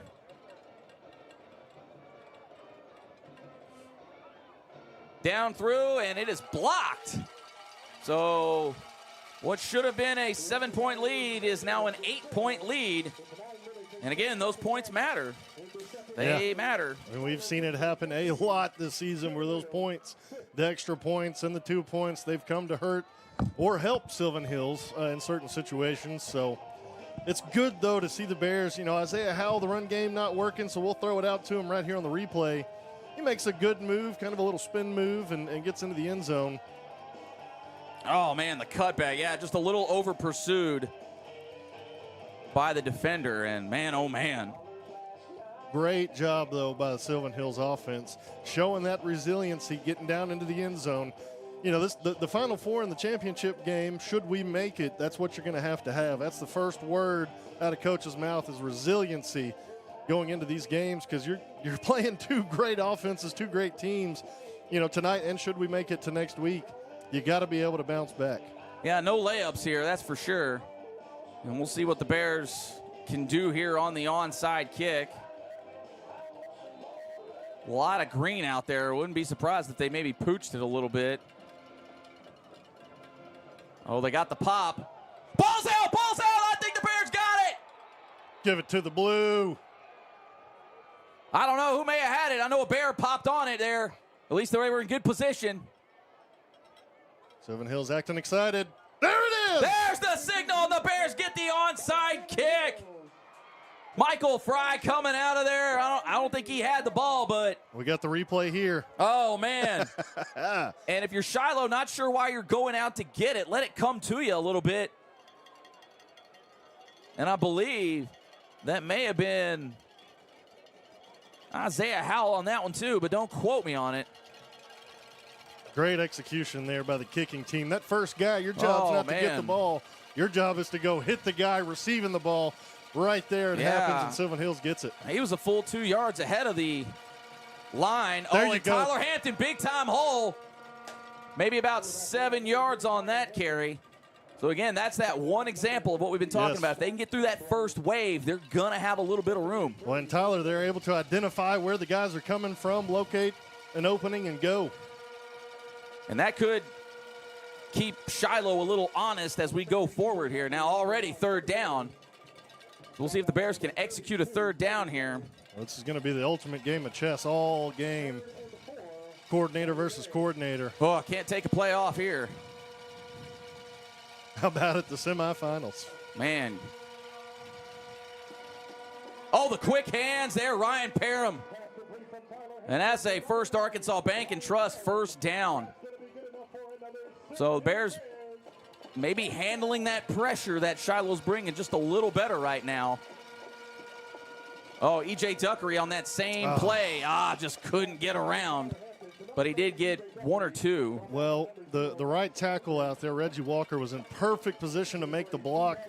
He was just a little late to get that block, or E.J. may have been gone. Great tackle, though. I mean, that was shoestring tackle.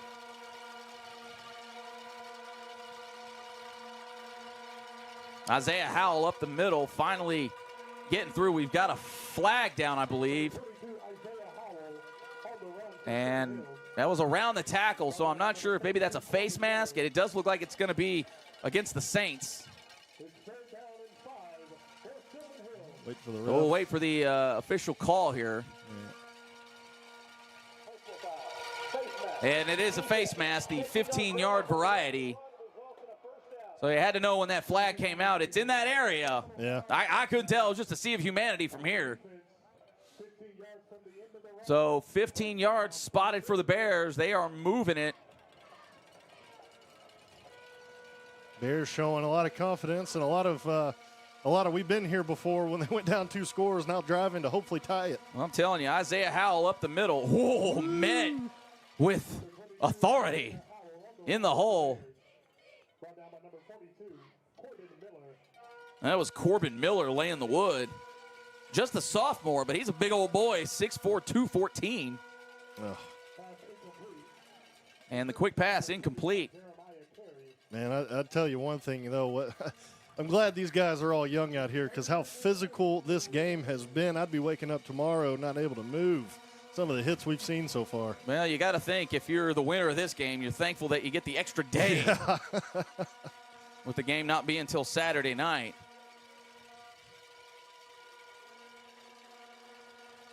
Third and 9 for the Bears.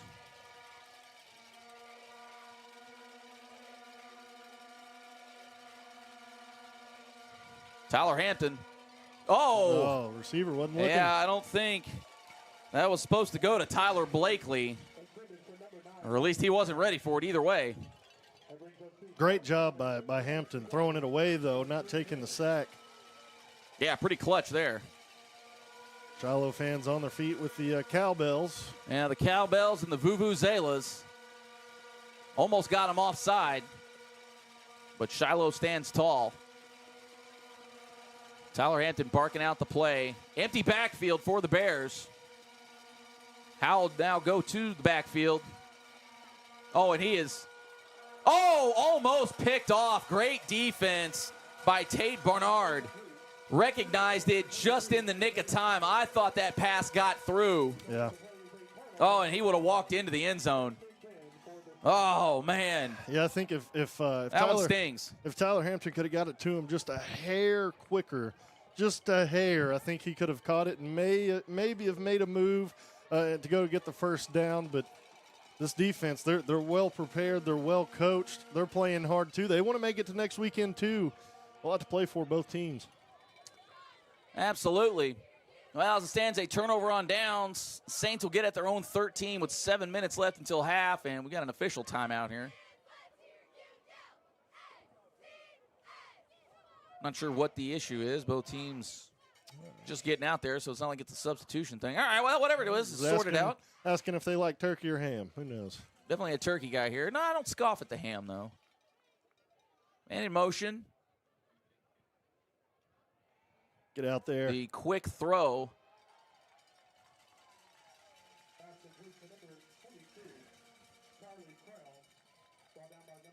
Charlie Krell on it, and I believe that's going to be enough. Yep, give him the first down. I like the big hit out of Grimes there, but you want to see him wrap up. Yeah, I don't need the hit stick necessarily all the time. And that's Mason on it. And I believe he is going to be just shy of the first down. Actually, a couple yards shy. Well, maybe not. And I think they're still trying to figure out where to set things. So, team's moving a little too fast. Yeah, both these teams playing with a lot of pace.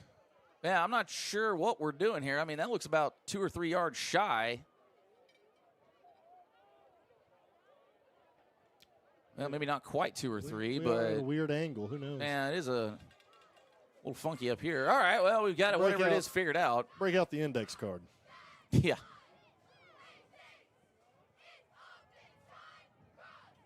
And the easy catch by Slider. And they get the first down.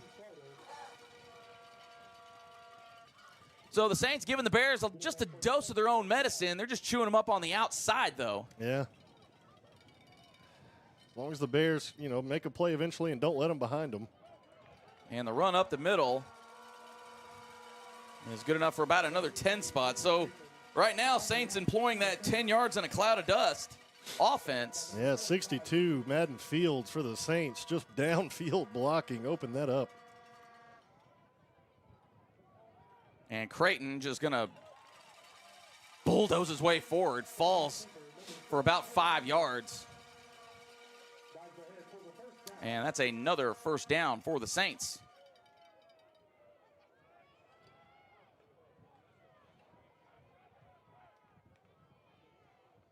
Creighton Looked like he was going to throw, but he gets through.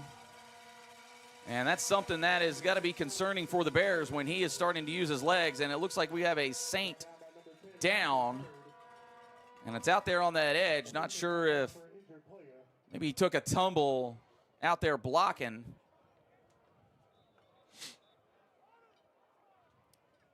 That is clear across the field. That is one of the linemen. I'm not sure which one, so if we get a number, we'll definitely pass it along to you. But it doesn't look like he's going to be down long, as they've already got him sitting up. And again, you know, as an O lineman, you know, once you kind of get to moving and shaking and things get to tweaking and all that, and that's actually Mason, the running back, who's walking a little gingerly. So if he misses any amount of time in here, it could change up this Saints offense.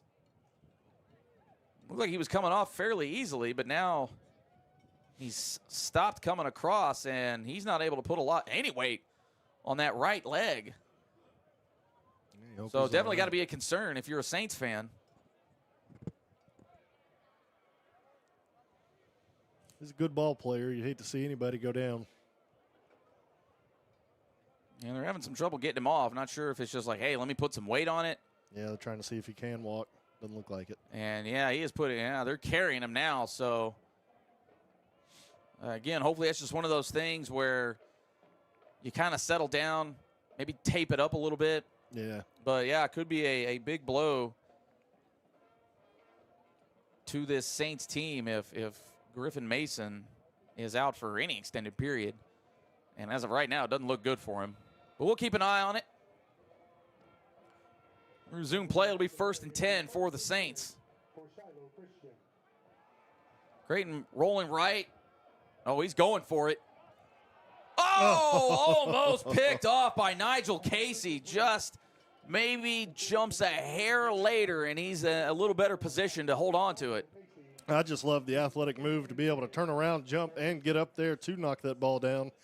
Great coverage there out of Nigel. He's another DB that's kind of out there on the edge that's been tested a lot too and usually wins reps. We've got to have both him and Dixon winning a lot of reps. No, got to win a few right here. 2nd and 10, man in motion, left to right for the Saints. But they're going to go the opposite way. Great clear-out play, and they just find all kinds of room out there. And that's make a tackle. Going to walk in. So Charlie Krell takes over at the running back position in replacement of the injured Mason and makes an instant impact.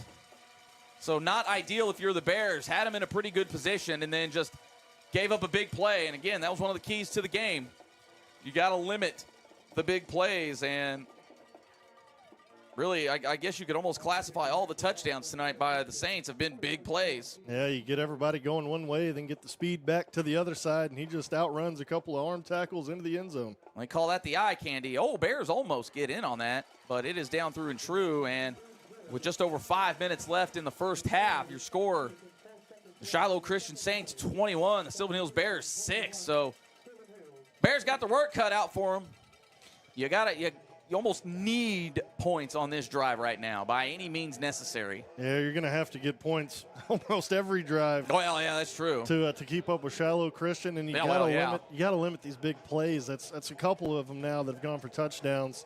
Shiloh's one of those teams where they're going to keep coming and keep coming and keep coming at you. The Bears defense not playing terrible. They've made a bunch of great plays here tonight. Now we need the offense to start making some great plays. Yeah, Saints just made a couple more big plays of their own.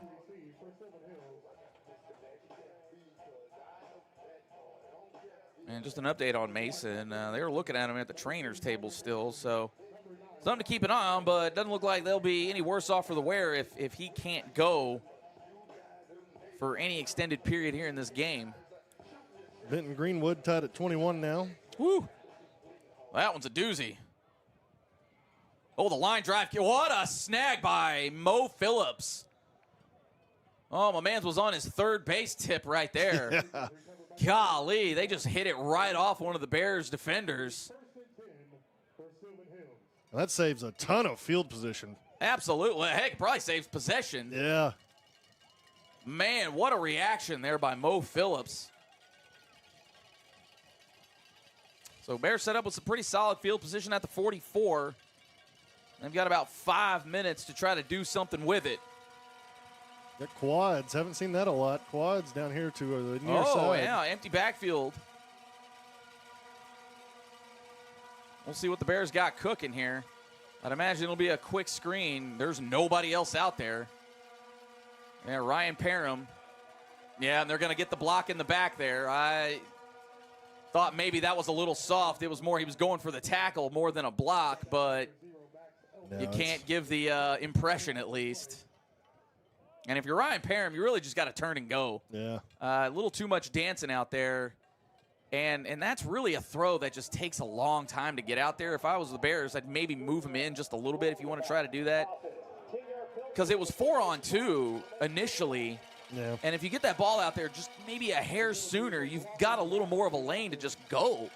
And that goes to the receivers being physical and blocking, being out there blocking. Now, you don't want to block in the back, but if they can get out there and really block the guys and let these screen plays develop, we got a good chance. Sylvan Hills offense runs really well when we can hit those. Well, 1st and 20 now for the Bears. And the handoff to Duckery going nowhere. As big number 90, Sander Hernandez, almost took the handoff.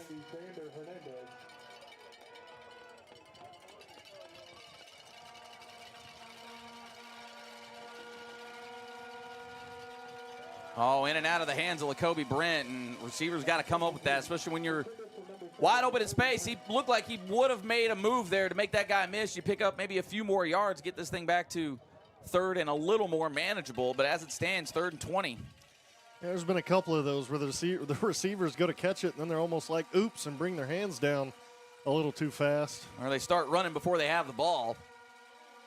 Now, I imagine there's be maybe a little bit of a prevent look. And Ryan Parham with some room to run. He's got a little room. He's making some moves. And he might actually get a first down. He got a great block. And he's still going. He is still on his feet. No flags on the play. What a play by Ryan Parham. And he had two. We talk about the receivers blocking. Oh, my. He had two great blocks that helped him get downfield. But Ryan Parham made about the entire defensive secondary miss there to get downfield. Huge play there for the Bears. Big time play. And the Bears are in business here with just over 4 minutes. And E.J. Duckery just running into everybody. Maybe gets a yard out of it. And that would be generous. 28-21, update on Greenwood Benton. Greenwood takes the lead. Interesting note that Greenwood actually gets the ball to receive the second half, so programming note there. Oh, Jeremiah Carey just couldn't shake loose, but he picks up maybe about 4 or 5. So makes this somewhat manageable. These plays are so close to going the distance. Bears just got to keep fighting. Mo Phillips in motion. And Jeremiah Carey's got a little room. There we go. Jeremiah Carey! Touchdown Bears! Pop that smoke! Oh, the Bears needed that in the worst way. Now, I will say they ran this play earlier, and if we get a replay, 57, Reggie Walker. Earlier, he misses the block on the play.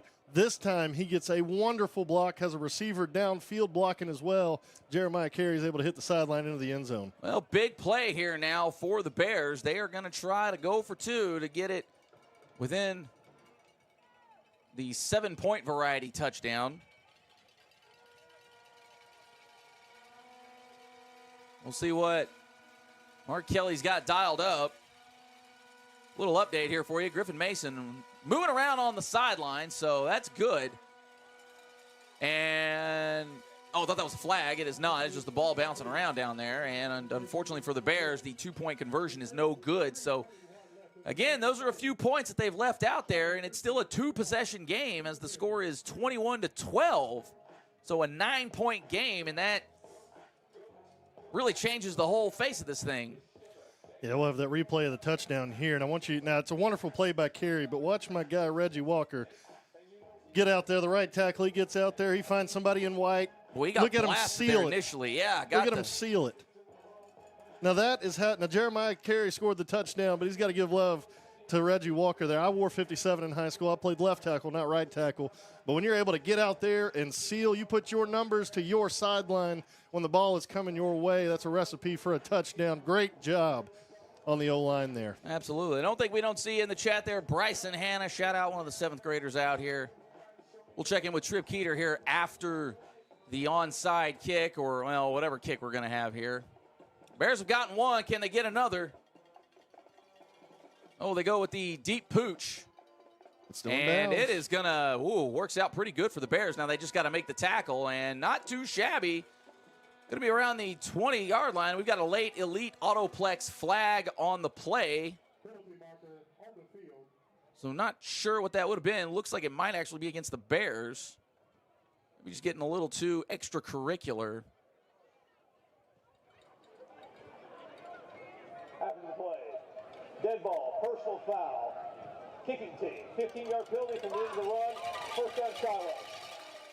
Well, they had him pinned back a little bit, and you just gave him 15 yards there. Yeah, you can't do that. I understand wanting to play hard, wanting to play physical, but you got to keep it in between the whistles. Can't give Shiloh any free yards because they're going to get their own already.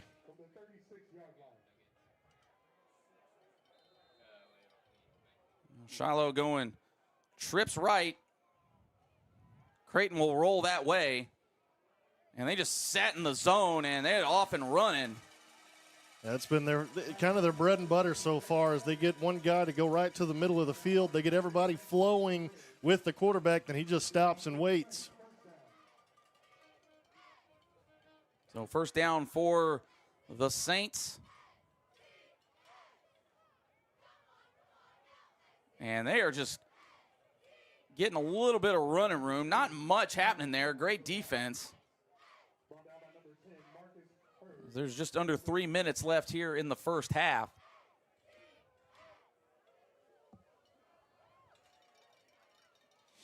And there's that rollout play again. Just a little out of the reach for Charlie Krell. Checking with Trip Keeter down there on the sidelines. Trip, I mean, the atmosphere's got to be wild down there, but what are you seeing or hearing out of the offense right now? Well, really what I'm noticing is that the cold out here, it's about 43 degrees with the wind chill. The ball is a lot harder. It's more closer to a brick than it is a football. So that's kind of why that Tyler Hampton's been struggling with the snaps every now and then. So it's a great play by Carey to make that catch for the touchdown. And you notice here, how Cole Creighton, the Shiloh Christian quarterback, he's wearing a glove on one of his hands, so I think that's an advantage for him. But, with the get physical was one of the keys to win for Sylvan Hills. I think the cold is one of those physicalities tonight. Yeah, that's actually a great point. They haven't really done a whole lot of cold weather playing so far, despite being deep into November. Ooh, Jaden Noble maybe saves a big play right there. Only about 4 yards on the carry. So Bears are kind of in trouble right now. Defense has really got to step up and try to keep Shiloh out of the end zone right now, despite the fact that they'll get the ball in the first half, but you don't really want to go down 3 scores going into the half. Yeah, we've had Bears there to make tackles, or to make plays, rather. We just got to get there maybe a hair sooner and stop those passing attempts. Now, I would watch the rollout here. They've done this the last couple of times with trips. Oh, it looked like a design run. Great cutback by Creighton, and he goes down. Maybe gets just beyond the line of scrimmage for a yard. Great defense by the Bears. Maybe could have had him in the backfield, but just to hold him to a 1 yard, I'd call that a success. Yeah, great pursuit there out of the Bears. Yeah, they could use a negative play right about now. I don't know Shiloh Christian. I don't know their kicker's range, but I know he hit one from about this distance last week. Well, they got to make the stop first. Oh, and that ball is hanging. It is hanging. And just a little too much mustard on it. Good defense. Great pursuit by Noble. Kind of got caught in the air for just a moment, but, boy, he was back on the ground real quick. And we'll see what the Saints do. It's kind of that tweener area Yeah. of going for it or kicking, depending on the range of your kicker. But really, if I'm the Saints, I go for a body blow right here because it is 4th and manageable. Well, if anything, you get the first down. You still got plenty of time. Ducey James in the game. I don't know if he's been in yet. Would love to see him get back there and get to Creighton.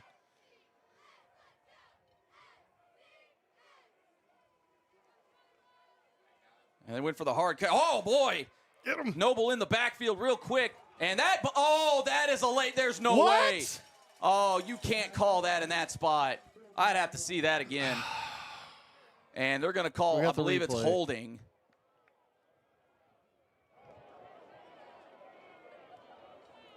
No. Oh, no, I don't that see is- anything. Oh, if that's the call, that's a poor call. Waiting on the ref. Holding an eligible receiver. Defense. 10-yard penalty from the previous. Oh, there's no way. If that's who it was, that's a bailout call if I've ever seen one. Now it may have been somebody else, Yeah. but if it was at the reception there, that's a bad call. Oh, Bears catch a bad break. Well, now we got to stand tall here, first down. About a minute left. Let's go get an interception and take it the other way. And some clock issues here. All right, now we're up and moving. Oh, and he just sails it. So nothing doing on first down. Bring up 2nd and 10. 57 seconds left. Bears got their work cut out for them. This is a big stand right here out of this defense. They've been asked, a lot of them all season, but you got to continue to stand tall and make plays. I thought Jaden Noble was going to lay him out on that fourth down. I'm telling you. Saints shift it, go a little more jumbo to the right. Got a hole. Oh, barely got him down. But I believe that is a first down. I believe down to the 2-yard line. So it feels inevitable right now, but we've seen the Bears come through with some goal line stands in the past.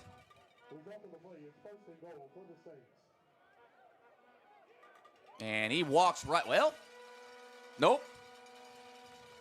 About the 1-yard line, so good lateral tackling from the Bears to at least stand their ground. Oh, we got Zayden Woodard down for the Bears. He pops back up, but he's going to have to come Yeah, out. they're gonna. They blew the whistles. Yeah, he's They'll gonna have to come out for one. Yeah. Who do they send in for him? Looks like that's Ducey.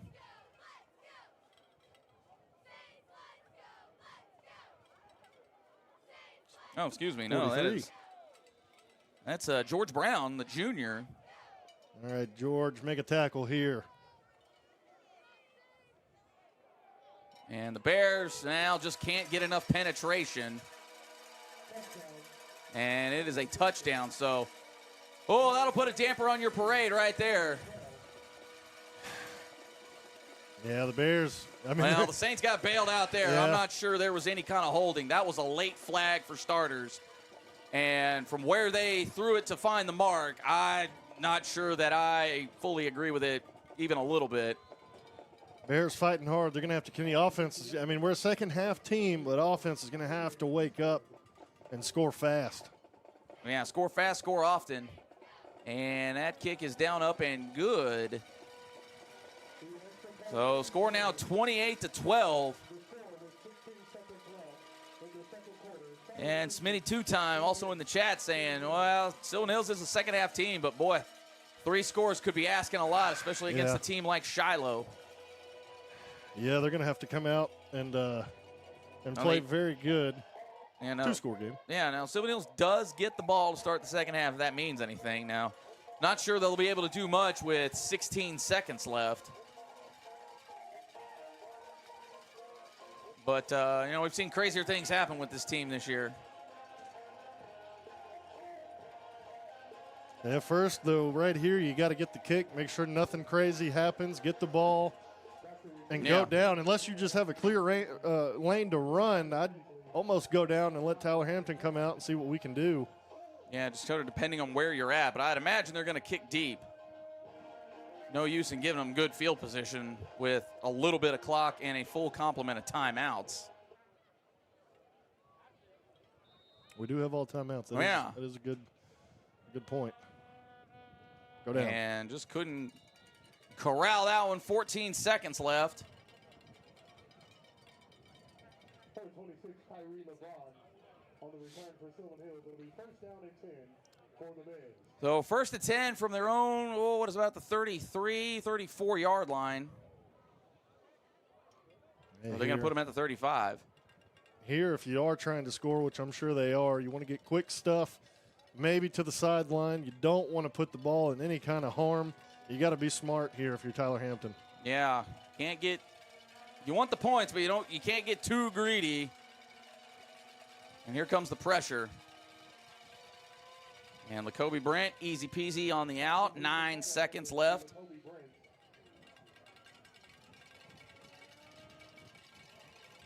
You maybe want to get it to maybe the 40, 35-yard line before you want to heave it at the end zone, but I don't know if they're going to have enough time. Yeah, it's going to be tough. Just one of those deals where you just don't have time. And again, Lacoby Brent gets out of bounds. 5.7 left. Clock operator not being friendly to the Bears here. I think almost a whole second came off after the Bears were out of bounds. Well, Saints are going full prevent. Yeah. So they'll be able to get something off. We'll see how many laterals it takes to possibly get it in. And the quick hitter. And down and timeout. No, yeah, they got the timeout in. I saw a ref throwing his hands up. Yeah. So they'll put 2 seconds back on the clock as they get an Ackles Carpet One and Flooring timeout in. I want to mention another one of our sponsors, First Arkansas Bank and Trust. Go with the winning team for your personal business or investing needs and goals. 3 locations in Sherwood, one on Wildwood, Kiel, or Highway 107, or you can visit them online at fabandt.bank. Move the sticks on your finances by choosing First Arkansas Bank and Trust. So 2 seconds, you're about the 44-yard line. I mean, it's just one of those situations, it was yeet. Yeah, you want to see if your offensive line can give you enough time for Tyler to kind of stand back there and get ready. Well, let the receivers get downfield. We've seen Ryan Parham tonight and last week come down with a couple of snags. We've seen Lacoby Brent do it. See if we can get downfield and get another one. Well, the Saints offensive line looks like they're going to give him plenty of time, but that's a late hit on Tyler Hampton. Jeez. Oh, well, he got it there. And I'm surprised they maybe didn't get a flag on that. That was a little touchy. I think Coach Kelly giving him the business on that. I maybe would have liked to have seen that flag, especially after that defensive holding call. But as it stands, that is the end of the first half. So we've got one in the books here, and Bears got their work cut out for them for sure. And it is 28-12, your halftime score. So make sure to stick around with us here on the Sylvan Hills Sports Network. We got the second half coming up for you. Jay Burr, Chris Goodman, Trip Keeter down on the sidelines here. We'll check in with him before we start the second half. Stay with us. You're watching Sylvan Hills Bears football. Looking to upgrade your space with quality American-made products? Look no further than Eagles Flooring and Cabinets. It's our Made in the USA sale, where you can save big with up to 50% off store-wide. But that's not all. Enjoy no interest for 36 months. We'll even pay your sales tax. Install before the holidays at Eagles Flooring and Cabinets, where we make it beautiful for less. One of the many things I love about working at PCSSD is the colleagues that I work with. One of the things that I love about working for this district is being seen. I don't have to know everything, and if I need to have somebody to collaborate with, I can always reach out to somebody, and I know I'll be able to help. I truly feel that the district cherishes me, and that inspires me to be the best educator I can be. Reason why I love PCSSD is because we have Avid. We use Avid to add value to our students' lives and to create opportunities post-high school. I love working in PCSSD because it truly feels like a family that cares. Our diversity of the population is amazing. My colleagues are true professionals, and the administration has always had my back when I ask for help. This place rocks. I love working for Pulaski County Special School District because of how well everyone works together to ensure that our students grow and thrive. What I love most about teaching is empowering students to believe in themselves. They have incredible creativity, and I like drawing that out and helping them to see what they already possess. And don't forget, la vida es mejor con dos idiomas.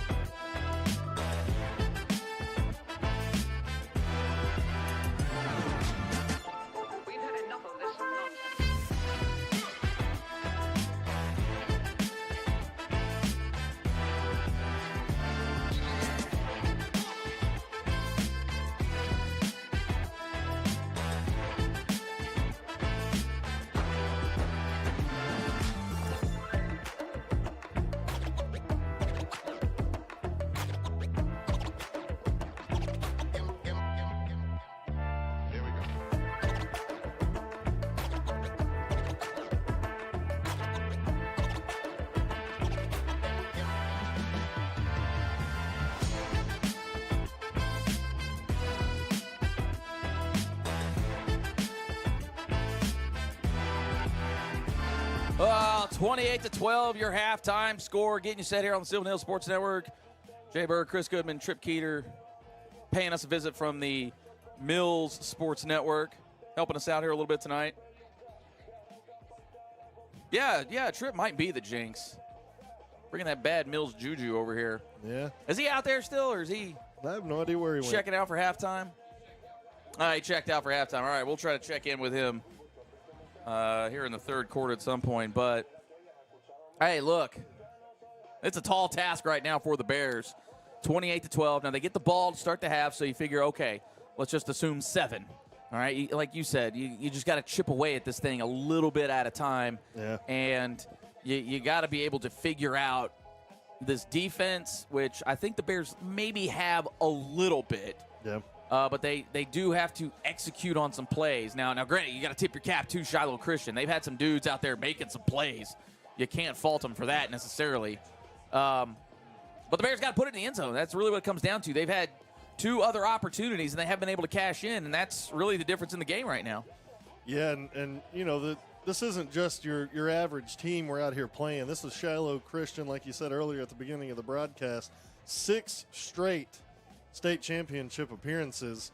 Only winning one of those, but they've been to the game 6 times. I mean, there's, 7th graders on this team that haven't, they've seen Shiloh Christian go to the state championship game their entire time they've been here. Got to keep fighting, but Sylvan Hills on the other side, like you said, keep chipping away at it. Maybe get a stop, maybe not, get unfortunate things happen, but continue playing hard. The good thing for Sylvan Hills, and I got a little confidence going into the second half, is we've been here before. Now, we haven't been quite down 16, but we've been down 12. We've been down others, and we've come back and won those games. So the Bears have some fight in them. They've got some resiliency, and they've got Coach Kelly and Tyler Hampton on their side. That's one very good thing. And, of course, Coach Hood, the defensive coordinator as well. I'm sure he's in there hard at work figuring out ways to stop this offense. But it's going to be the little things. When they run that little rollout play, we've got to get somebody right there in the middle of the field to stop that throwback. That's been one of the key big plays that's helped them drive down the field. Well, and I think you're starting to see even Shiloh start to adjust to it as well, because I think the last couple times they did it, they had everybody covered, and then they just started to make it into a quarterback run. Second half going to be brought to you in part by the following. You see them up there. First Arkansas Bank and Trust, Akel's Carpet One, Elite Autoplex, that's with 2 X's, and bearswag.com. Go ahead and just scan that QR code, get all the Bear swag at your disposal. Again, Christmas time, so all my peeps out here in Sherwood, or even some of our out-of-towners, hey, go ahead and get you that good Bear stuff. You can rep Bear Country out there wherever you are. I know we got Peoria, El Paso, Bradenton. Yeah. We got folks everywhere, so... Again, give that a little scan. We got all kinds of stuff in there. Blankets, mugs, T-shirt, all kinds of stuff that are in there. That's something I'd really like to see, too. The city of Sherwood is such a sleeping giant when it comes to what we can do here. Would love to see the whole city of Sherwood decked out in Sylvan Hill stuff. You go to Walmart, see somebody repping the blue and white. Start up a conversation with them, how about them Bears this year? Get ready for basketball season. Let's get ready for hoops, man. Turn the arena blue. But first, we do got another semifinal game right here tonight to finish. But you got to be excited about what's coming up. Absolutely. Let's get to the out-of-town scoreboard, sponsored by absolutely nobody. But maybe one of these days we can get one of those. If I can get this thing pulled up here for y'all, it probably would have been a lot better, a little cleaner on the transition.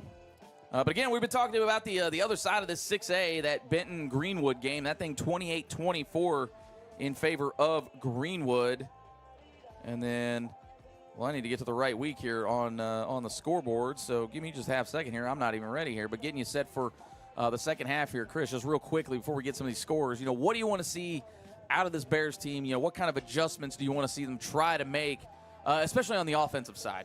Well, it's easier said than done, but you want to come out at halftime and say, all right, 0-0. Brand new ball game. Let's win the second half and put some points on the board. We've been here before. We've been down. We've got a great quarterback leading the charge, great set of running backs. The O-line played well towards the end of that second half. Just want to come out and execute and play like it's 0-0. All right, a couple scores here in the 7A. This is not a typo, and it's breaking news, I guess, at this point. Rogers over Bryant, 21-14 right now. Bentonville hanging on. Well, actually, they're leading against Conway right now, 10-7. Over in the 5A, our friends at the Robinson Sports Network, they're actually down 21-20 against Morrilton. Parkview tied with Lakeside in the second quarter there. Go down to 4A. Arkadelphia leading 7-6 over Elkins. Them Sand Lizards, boy, them Sand Lizards look good this year. My goodness. They're up 28-7 over Monticello. Stuttgart 27-14 over Bauxite. That's another really good team down there. And then Warren hanging on right now, 19-15 over Prairie Grove. Getting into 3A. Glen Rose, boy, they're taking it on the chin to Boonville right now, 33-14. Salem 20-6 over Osceola. I said what I said. And then Mansfield doubling up Bismarck right now. A little bit of a stunner right there, 28-14. And then them Redbugs down there in Fordyce, 20-14 over Mayflower. And you know Fordyce always going to have something to say about a state title game. And then the semifinals down there in 2A. EPC over Mount Ida, 20-7 right now. And then Cross County up 20-8 over Desark. Man, watch out for them Thunderbirds. Yeah, they are laying some wood they got this season. Coach Pascal up there, I believe. Yeah, Paskey. Coach Hill is a guy I know. He's a great coach as well. The Cross County Thunderbirds, a great program. Absolutely. So we'll keep you updated as those scores go along in the night, especially, the other side of this bracket going on right now. But if the Bears can't really get anything going here to get the second half started, then may not care. But, yeah, that Bryant-Rogers game, definitely one to keep your eye on for sure. Want to thank everybody who's listening in. Make sure you like and subscribe to the channel. But also, too, make sure you share the channel. That's really where the growth is. Because if you're already here, well, chances are you're already liking and subscribing. And as Chris mentioned, Hoops is getting going. Team's off to a hot start this year. They've knocked off the likes of Mills, El Dorado. Hey, Bears might make a little noise in conference. And even in the state tournament this year. In fact, they made it to, what was it, the quarterfinals last year? Yeah, quarterfinals last year. So I think even for their standard, they were maybe ahead of schedule on that. I don't think they were expecting a whole lot last year, but went up there to Paragould and stole them a game. Hopefully they could steal a game here tonight. Bill Blackwood Field, and we are underway here in the second half. Wow, great snag. That's Kyrie LeBron. Still up. Man. Caught that in stride. So, heck of a grab there by LeBron. And, that's that strategy that you try to pin him back. But he puts it up there like it was a regular onside kick. So, Bears are going to take over about their 47. And we'll see what kind of adjustments this team can make. Yeah, earlier on that kickoff, it kind of bounced over him, and he touched it. There, they just kicked it straight at him, and he got upfield, got yards. Great field position to start the second half. Things you love to see. Oh, great snag by Jeremiah Carey. And he'll deposit that for 11 yards. That's a First Arkansas Bank and Trust first down. Now we just can't have any negative plays here, any flags. We got to continue the drives. Yeah, you'd like to see them get away from the negative play. Williamson out there. Oh, makes one man miss. Nifty move. So maybe about 4 to 5 yards, and they're still walking. Yeah, maybe. Yeah, about halfway. So 2nd and 5-ish. Oh, and they get through a hole finally, and boy, that's some strong hands on that defensive line. E.J. Duckery almost busted through. We'll see where they mark it. They're going to give him enough for a First Arkansas Bank and Trust first down. Yeah, Bears going real quick. And they are finding a little room with the running game. And Duckery for about another 5 spots. So 5 yards in a cloud of dust right now. You got to think the Bears are trying to lull him to sleep a little. And that's Williamson out there. And gets driven out of bounds, but they're going to give him forward progress, and it's going to be close. Oh, yeah, beyond the sticks, I guess. Give me a signal. There's a signal. First Arkansas Bank and Trust first down. Tyler Hampton has to change the arm slot on the fly.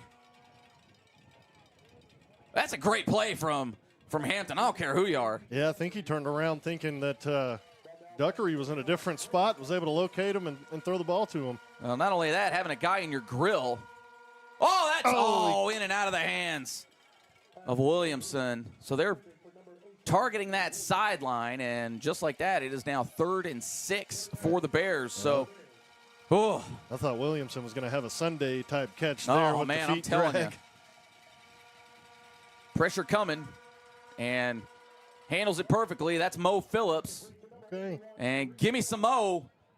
That's a First Arkansas Bank and Trust first down. So 1st and goal for the Bears. We'll see what they do. You know, usually when you get down here in the red zone and tighter parts of the red zone, you don't really have as much room to operate as you did.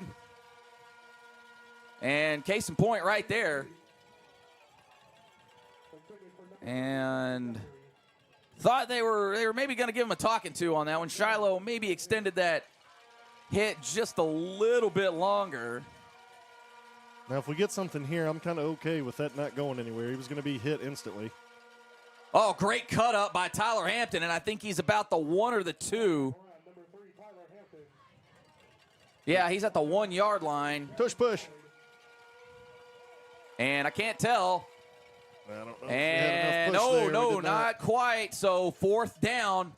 You got to think, just line up mano y mano.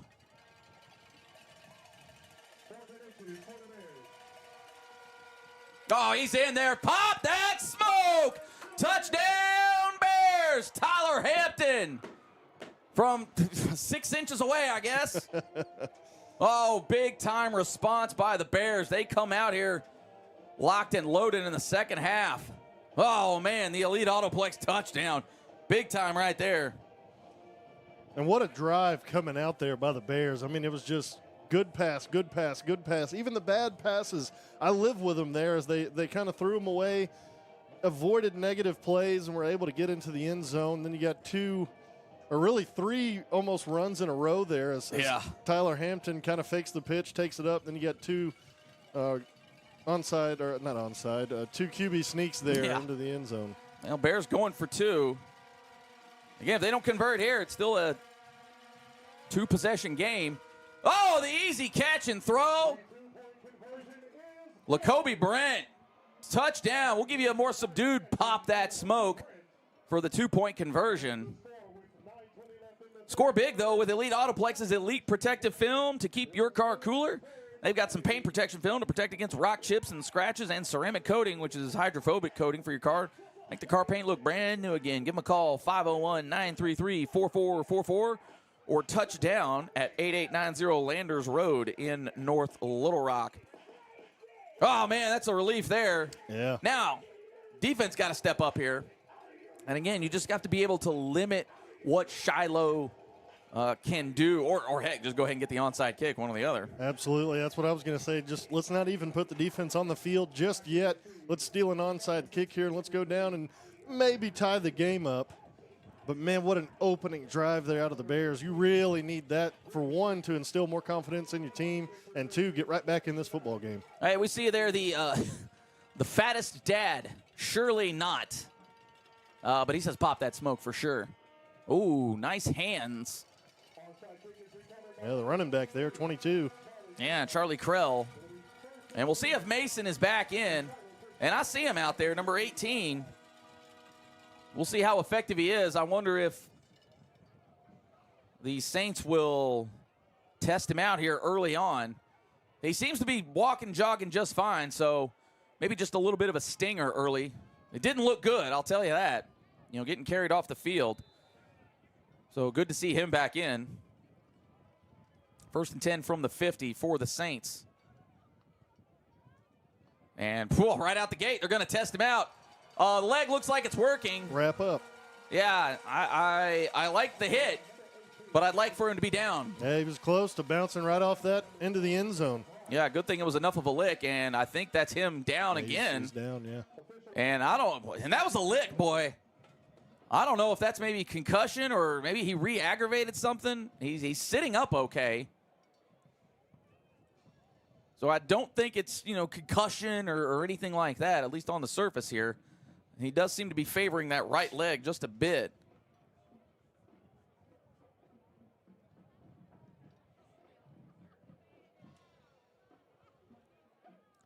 But good news is he's sitting up at the very least, so it doesn't appear to be like a head injury or anything like that. Wow, Greenwood has taken over 42-24 now. To what? Yeah, in the third quarter. Jeez. Blink and you'll miss it. Well, Mason walking off on his own power, so good to see that.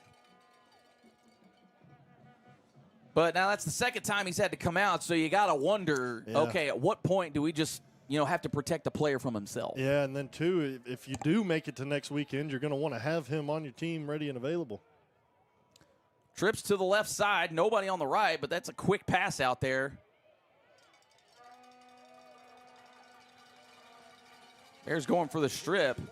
Almost kind of got some illegal hands to the face, but he kept the palm open. Yep. So once you close that hand, is when you'll see that on receivers. We just got to focus on wrapping up before anything. Got to get the guys on the ground. Well, got to make a stop here. Little play action. Oh, and they're going for it. Oh, great defense, Pierre Grimes. Way to use your head. If he turns around, he gets an interception, but I'll take the pass deflection. Yeah, 3rd and 4 now. But this is manageable, and you got to think, if you're Shiloh, you're in territory. Yeah, we're going for it. Unless you maybe get a real big negative play here. Let's go get to him, Bears. Man in motion left to right. Creighton hands it off.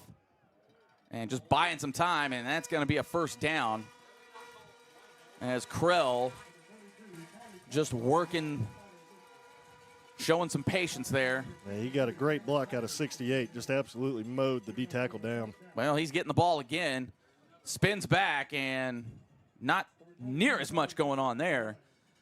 Maybe a gain of 1.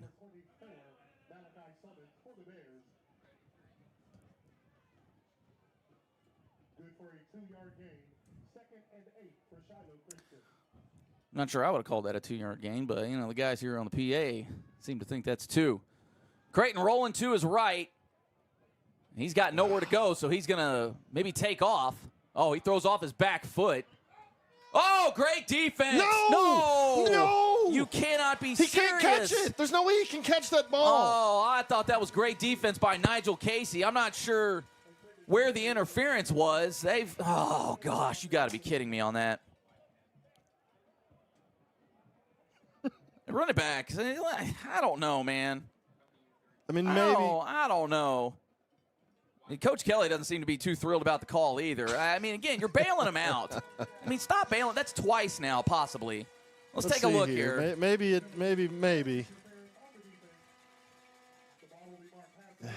That's borderline. I don't know if that's enough to throw the flag. If it goes behind both players, I just don't.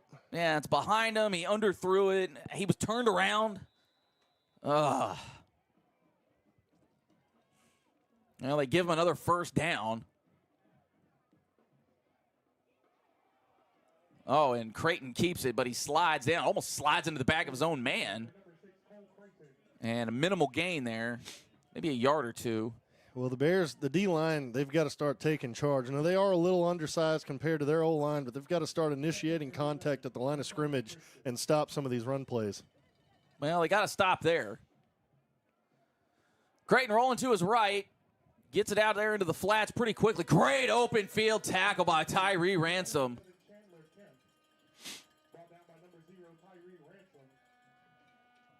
And it is now 3rd and about the 8-yard line, give or take. So 3rd and goal from the 8.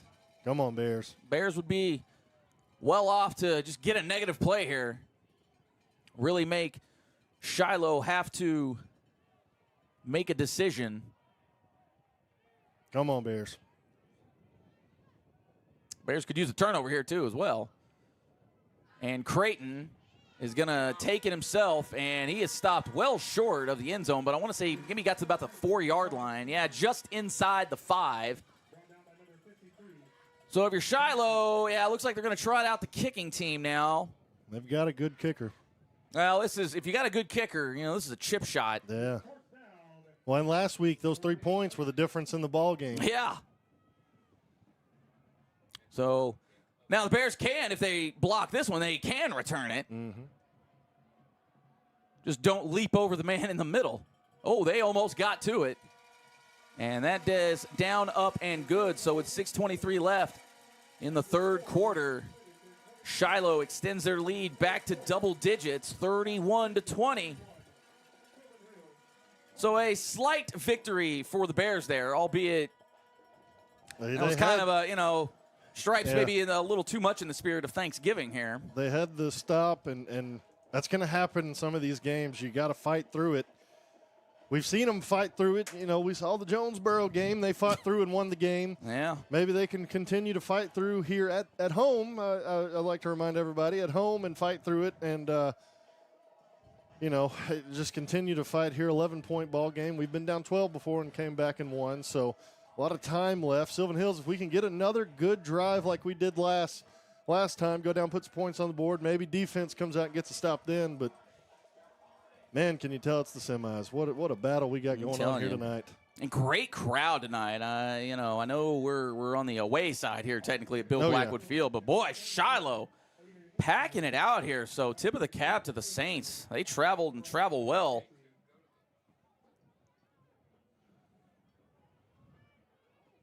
And a slight return for the Bears. Yeah, we're getting some comments here that Shiloh really good at masking all the holding that they're doing. Well, I didn't say it. Also, too, 28-20, our friends over at Robinson losing now. But still plenty of time over there as well. Yeah, there's a lot of good games going on around the state. Rogers, the Mountaineers, playing tough with Bryant. And they're one of those sleeper teams in the 7A I thought could. Boy, they really are. They've been a doormat for a long time. Thought they were one of those guys that could come out of nowhere and get you. Well, Sylvan Hills hoping to do that here tonight. Absolutely. Isaiah Howell dancing around a little bit, just can't get out of the clutches of Corbin Miller.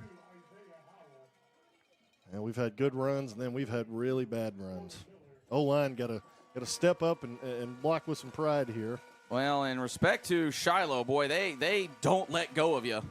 Tyler Hampton looked like a design run, bounces it outside, but he's running a little more side to side than he is up and down.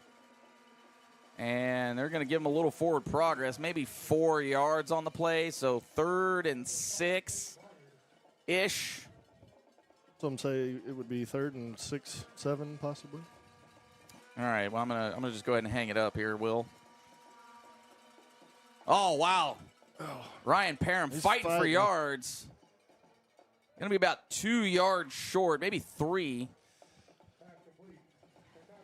I was going to say on that last play, though, the speed by this defense is really it comes out of nowhere. Tyler Hampton, I thought, could have hit that sideline a little bit, but they just kept stringing the play out. Yeah. Huge 4th down here. Yeah, got to convert this one when he's under center. Oh, the double pass, it's there. Oh, he's got some room. Can he beat him? He beats him down the sidelines. The trickery. Isaiah Howell, you doing? Touchdown, Bears. Pop that smoke. Oh, they went deep in the bag there. Almost short-circuited it before it even got going. And I believe that's a touchdown pass from Lacoby Brent.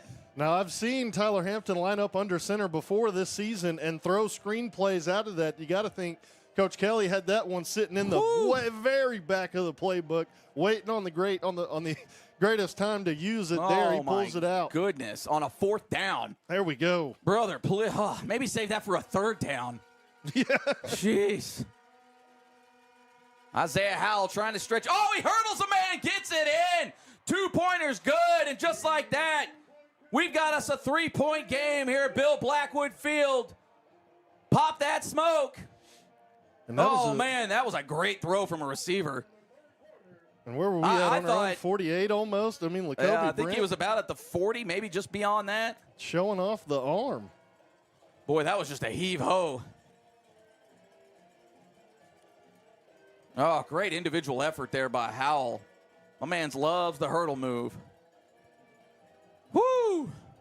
Man, and it's funny, you know, the visiting coaches sit next to us, and as soon as I saw the backwards pass, I heard a very loud "Oh no" out of that room over there. Well, I think they saw Howell just busting loose, and I was like, "Oh gosh!" I started looking downfield, and I was like, "Oh wow, well there we go." Well, I thought he was going to leave him just short there for just a moment, but he was too wide open to where that actually worked out in our favor. That not that it was shorted by a lot, but Howell did have to wait for just a moment. But my man's with the big speed. Ooh, boy, and it's risky there for Shiloh to go for it beyond that 50-yard line, but they've got it. Seems to be working out more for them than it doesn't. So 1st and 10 from the Bears 49. So Bears actually got to make a stop here. Maybe force a turnover, something. These Bears aren't going to go away without a fight. They've been at it all season, continued to fight hard. Resiliency, that's the key word here.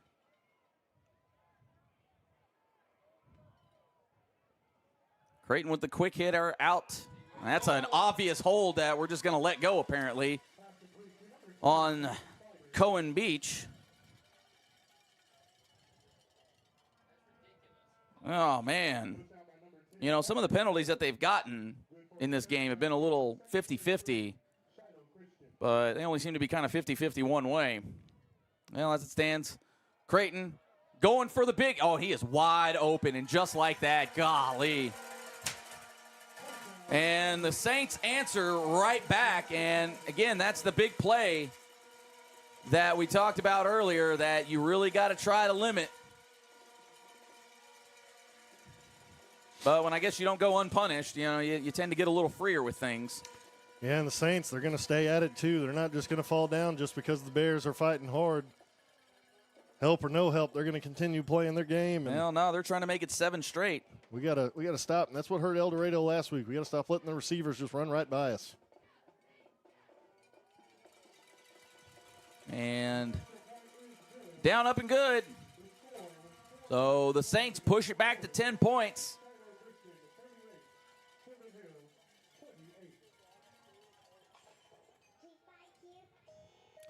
So the Bears got to come back with it again. Just when you think they had a little momentum, boom, Saints, the big play.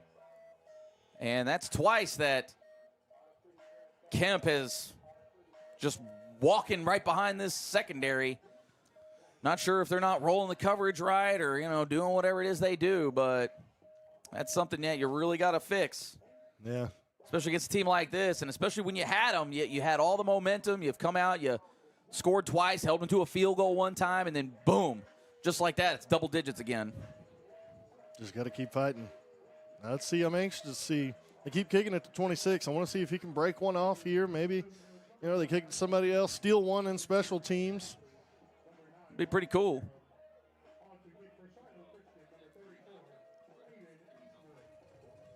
Got to be ready for anything, though, in case they try their own onside kick. Oh, yeah, if I were the Saints, I'd almost give it a go right now. And he kind of did, and LeBron trying to get to the side. Oh, boy, somebody got blown up by Ryan Parham. I believe that was Tate Bernard. Oh, my goodness. Woo! Yeah, he was almost. Show me that hit. Bam! He was almost getting ready to make the tackle. Oh, man, get the Mrs. Butterworth out. Pancakes are ready. Sheesh.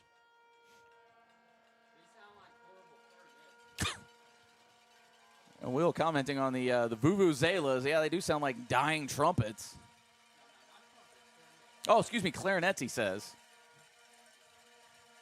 Tyler Hampton. Oh, Williamson. Great concentration. First Arkansas Bank and Trust first down.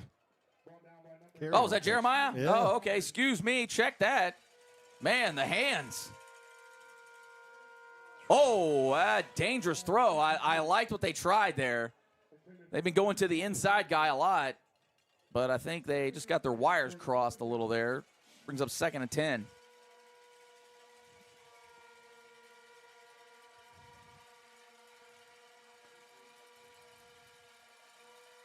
Saints with the pressure, and E.J. Duckery finally gets through some of it. And I believe that is a 10-yard spot, so give him a First Arkansas Bank and Trust first down.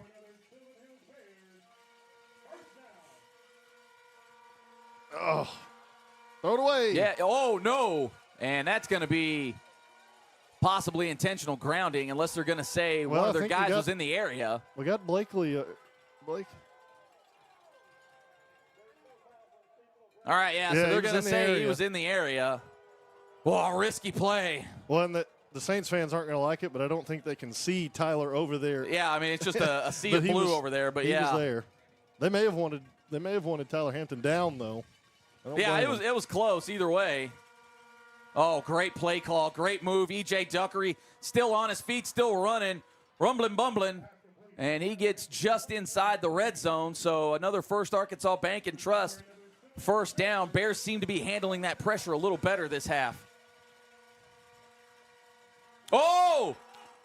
Oh, whoa, buddy. And I got worried when I saw the defensive end. Yeah, you saw him drop off. Yeah, he went to rush and then immediately stopped. I was like, oh, no, but. Woo, got a break. Luckily there, he's a defensive lineman and not a receiver because he almost turned it over, and that's what the Bears do not need as a turnover. Not even a little bit. Here he comes off the edge. Gets the pass away, so they'll get some positive yards out of it, maybe 3 or 4. Oh, yeah, about 3rd and 7 now. The Bears don't need the touchdown, but they do need a first down.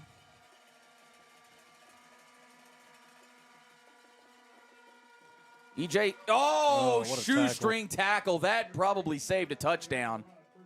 Oh, man. Definitely saved the first down. Well, it is 4th and 5, so Bears got to come through here. We'll see what they got.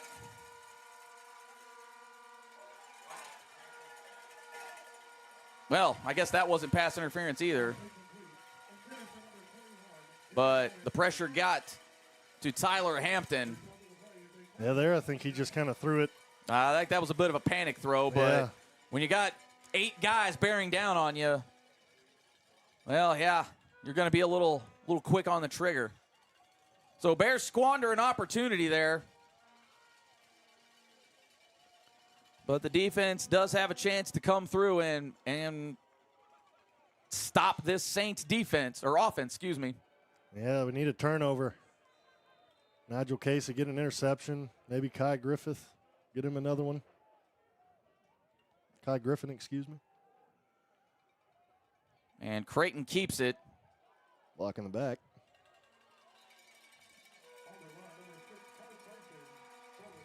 Now, I will say this officiating crew, I don't think, other than the defensive holding earlier, there have been no holding calls. Yeah, a little surprising.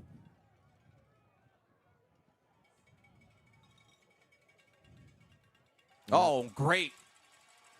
That's a good receiver move right there. Just to cut back underneath.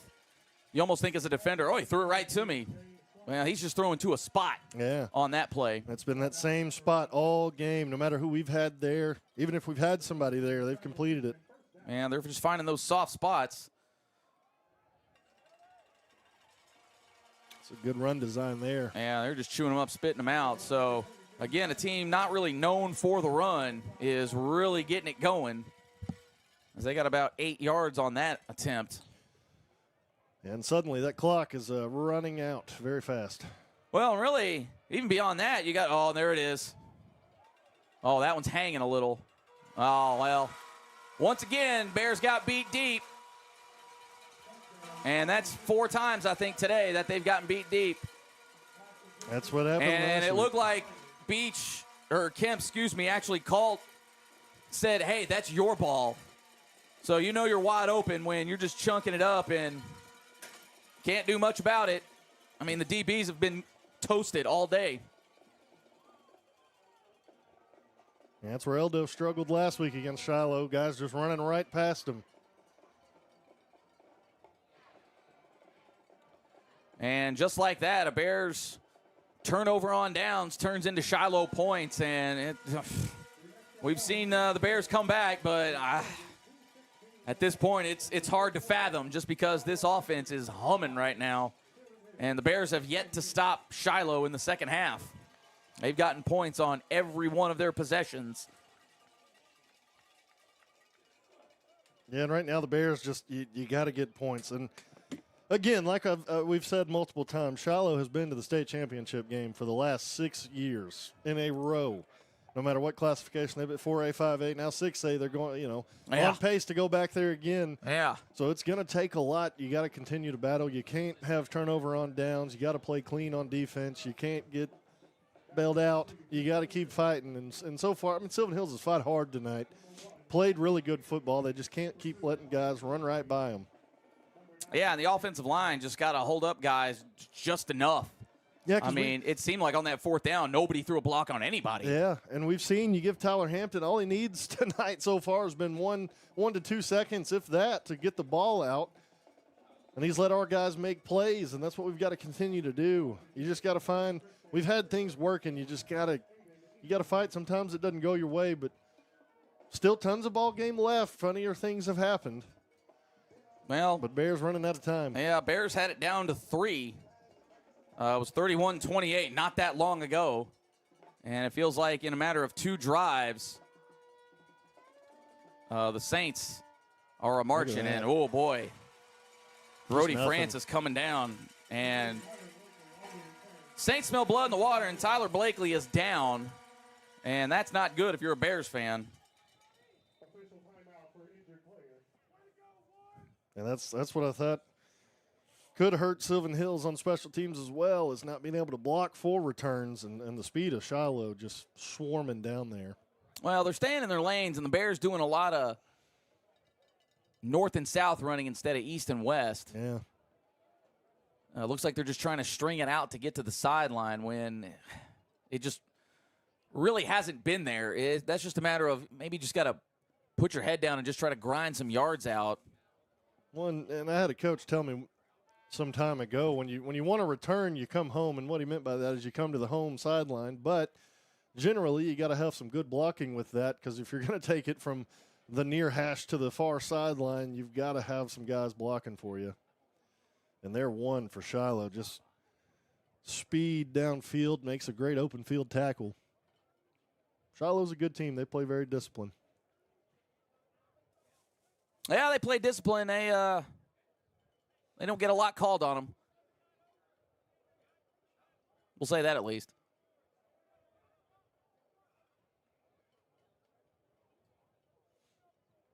Yeah, usually you can battle through that when your offense is putting points on the board, but it's been hard tonight. Yeah, so this game went from a 3-point game, and what was that, the 7-minute mark in a matter of 5 game minutes.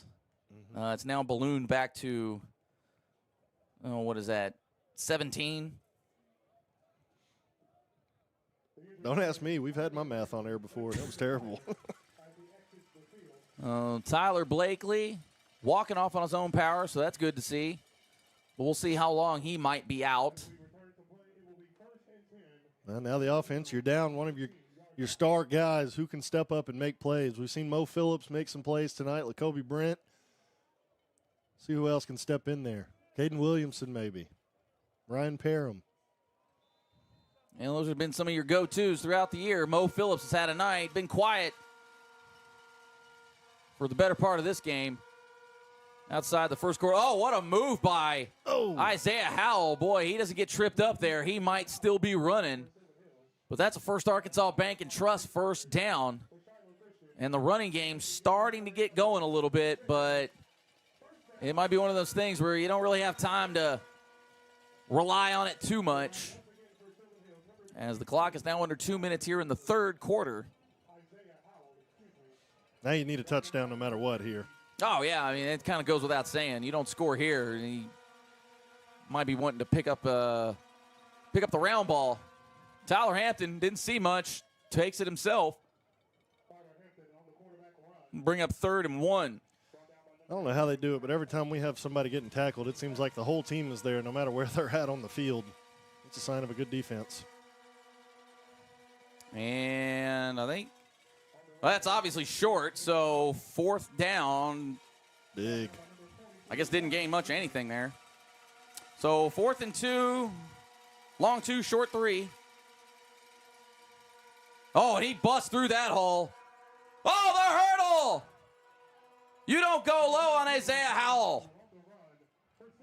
Oh, big time run from Isaiah Howell. That's the first Arkansas Bank and Trust first down. Give him a breather. And I've seen the running backs and some of the receivers able to take advantage of some of these lower tackles. Oh, Tyler Hampton got room to run. I don't know what my man's was doing there. My dog was just watching the world go by. I think the center didn't know his quarterback took off. He's got to give him a little, hey, man, I'm running, go. 2nd and 2. Sylvan Hill's going with pace. E.J. Duckery, I'm not sure why you don't cut up right there. Yeah, Christian Jackson had a good block for him. I think that's the difference between those two backs is Duckery really tries to get to the outside, whereas Howell does try to find those cutback lanes. Well, he gets through that time, lays a little wood, and that's a first Arkansas Bank and Trust first down. So just under 20 seconds here in the third. Sylvan Hill's just trying to get it and go at this point.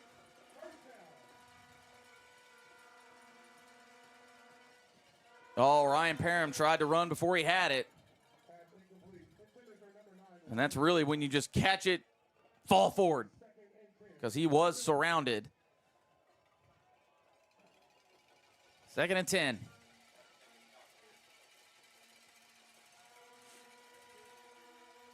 E.J. Duckery on the cutback. There you go. Oh, he had one man to beat. And that'll bring us to the end of the third quarter. So when we come back, it'll be 3rd and 1. Well, we're not going anywhere. What am I talking about? But it'll be 3rd and 1 when we come back. And we got Trip Keeter down there, I believe. Trip? Man, like I said earlier, this game, it kind of was real tight, and then all of a sudden it wasn't. Over there on that Sylvan Hill side, what are the vibes right now? The vibes are, hey, get back in this game. The game's not over yet. You look at the clock right now. There's still 12 minutes left. We have a whole quarter to play football here. And I think judging by the momentum on this offensive drive for Sylvan Hills, they know exactly what's on the line. I mean, come on, man. You can't be like anything but prouder of this program, and they've got one more place that they want to go. And so it's not time to give up just yet. They're driving hard here. Yeah, 45-28, so the Bears got their work cut out for them. Now they're driving currently, so if they can put it in the end zone, you got to think you give yourselves a sliver of a chance, but the defense has really got to do something. I mean, they've gotten burned on 2 big plays when Gunnar said that was the keys of the game, not that we don't know what we're talking about. Yeah, and you look at the game overall, 2 huge penalties on 4th downs that bailed Shiloh out into, go ahead and call it, bail them out. And then Sylvan Hill's being stopped a couple of times on 4th down on their own. Yeah, and unfortunately, the Saints have converted both of those instances where they were bailed out. I'm not saying that's the difference in the game, but it's a pretty big difference in the game. As it stands, though, 3rd and short for the Bears.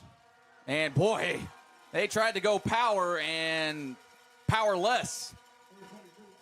So the Bears actually lose a yard on that play, and it'll be 4th and 2. Yeah, Coach Kelly goes deep in the playbook again, getting kind of an I formation, and it goes nowhere. Yeah, just trying to hit them with something. Hey, they haven't seen this out of us. Saints don't bite, but they look like they're bringing pressure. And that could just be what they wanted, to see what they were going to do.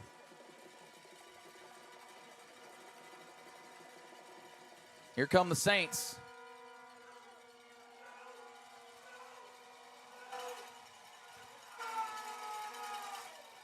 And that pass falls incomplete as the pressure got to Tyler Hampton, and, well, that's not what you needed if you're with the Bears. No, it's not. And they tried to run that little running back screen, and I think he just sailed the pass. It was almost intercepted. Yeah, well, when you bring 8, that's going to happen. And again, the Bears have just struggled a little bit with that just sink blitz. Or what do they call it in Madden or NCAA? All 8s or something like that. Yeah.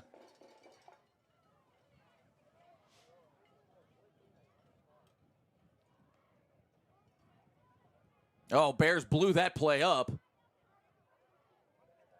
So not much doing there. They do get some positive yards out of that. You would have liked to have seen the coverage stay tighter.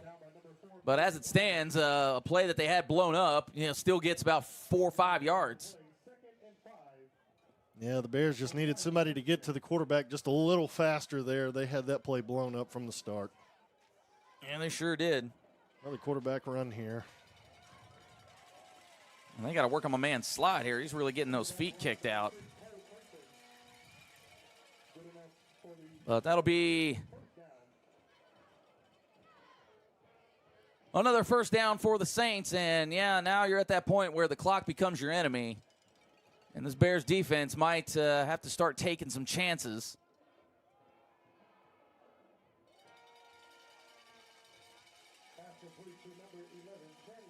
About 9 yards on the reception there, though. I thought he may have gotten enough for a first down almost. Just shy. Looks like they're 2 yards short.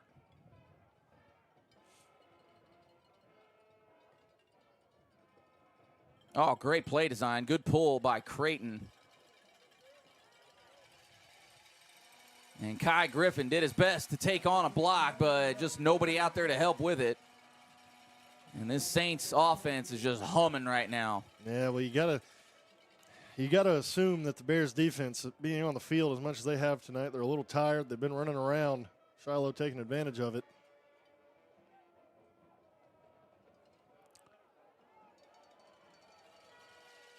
A little shifty right there by Krell.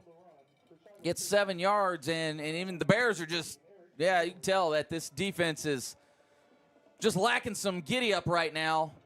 And they're going for it here again. Oh, insane catch by Beach. And Dixon just getting picked on right now, and it looks inevitable at this point. I think that was Kemp again, 11. Kemp. He's had a very good night tonight, Kemp has. Great Yeah, receiver for Shiloh. Yeah, you just run past guys. Yeah, you're going to have a night, and they're going to hit you in stride. And right up the middle, and this defense is just getting gashed right now. And, well, as I've said, they have yet to make a stop here in the second half. And, when the offense just hasn't been able to come through on it, well, yeah, that's going to happen.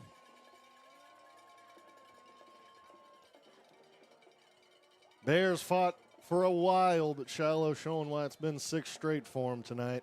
Playing discipline and continuing to fight. Yeah. When Sylvan Hills really wrestled the momentum, Shiloh just put their foot on the gas.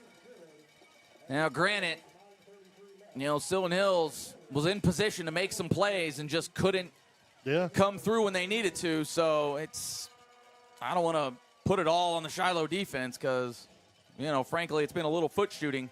But also, too, credit the defense. I mean, they've been generating a lot of pressure. And, Tyler Hampton getting a little happy feet back there, a little trigger happy. Hasn't resulted in a turnover. But, when you make the stops when you have to and you don't get bailed out, well, this is kind of what happens. And then they're able to just march right back down the field. So, credit Shiloh for taking advantage of the opportunities they've been given. Yeah, there's been quite a few times, and again, this is a very good Shiloh Christian defense. There's been quite a few times where they've been asked to step up on huge fourth down plays, and I think almost every single time they've gotten the stop. Looking to make it 7 straight trips to War Memorial. Well, it's looking pretty safe at this point. Bears would almost have to double out their offensive production on the game here in the next 9.5 minutes. And again, the way that Shiloh's been marching down the field, it's a tough task right now. Ball takes a crazy bounce, but the Bears do recover it. The other semifinal game going about like this one, Greenwood up 56-38 over Benton. Yeah, so looking like we'll get a 6A West rematch. So despite the East probably being the better top-to-bottom conference, looks like the 6A title will run through the West. in network. Morrilton up 28-20 over Robinson. And still hanging tough. And Isaiah Howell falling forward for about 5.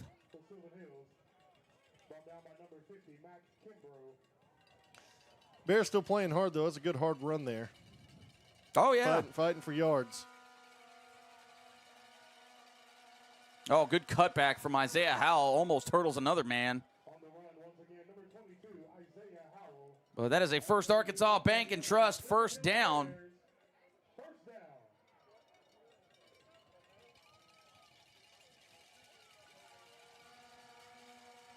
And here comes pressure from the Saints. Tyler Hampton notices it. He'll just try to pick up what he can, Gets out of bounds. And that is enough for another First Arkansas Bank and Trust first down. So you got to think that the Bears are going to try to work the sidelines a little bit more than they normally would. Well, as soon as I say that, they run it up the middle, and that was just a corner blitz, and that's just one thing that Shiloh does that I don't think the Bears have really seen at all this year. It's just they are relentless on the blitz and the pressure and all that. It's almost like they'll take their lumps, but they're going to dial you up, and they're going to have you rattled and thinking, and that's exactly what they're doing right now. And, you know, Bears run game getting stymied right now. Bryant coming back, forcing overtime right now. I think there's 17 seconds still left in that game. Oh, still in that one. All right. Tyler Hampton just runs right into Brody Francis. And that'll bring up 4th and 10. This is another big 4th down for Shiloh if they want to really just lock Sylvan Hills and put them away. Well, Robinson has come back to tie it now as well. Oh, and it's picked off. Just didn't get enough on it, and yeah. Well, and you can probably start singing the end of the party here. Yeah, Shiloh's Christian's coach is next to us here. They're excited. You can't blame them. Yeah, I mean, fighting for 7 straight. I mean, what a program they've built over there.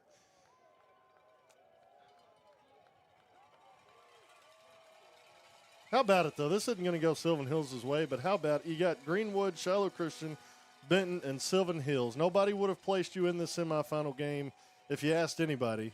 And you're here and fought for three and a half quarters of this ball game before Shiloh really showed why they've been in it 6 times in a row. Yeah, and it's just one of those things where maybe the Bears just a little slow to adjust to certain things. Yep. You know, they got down, and again, that's one thing we talked about all season long were the slow starts.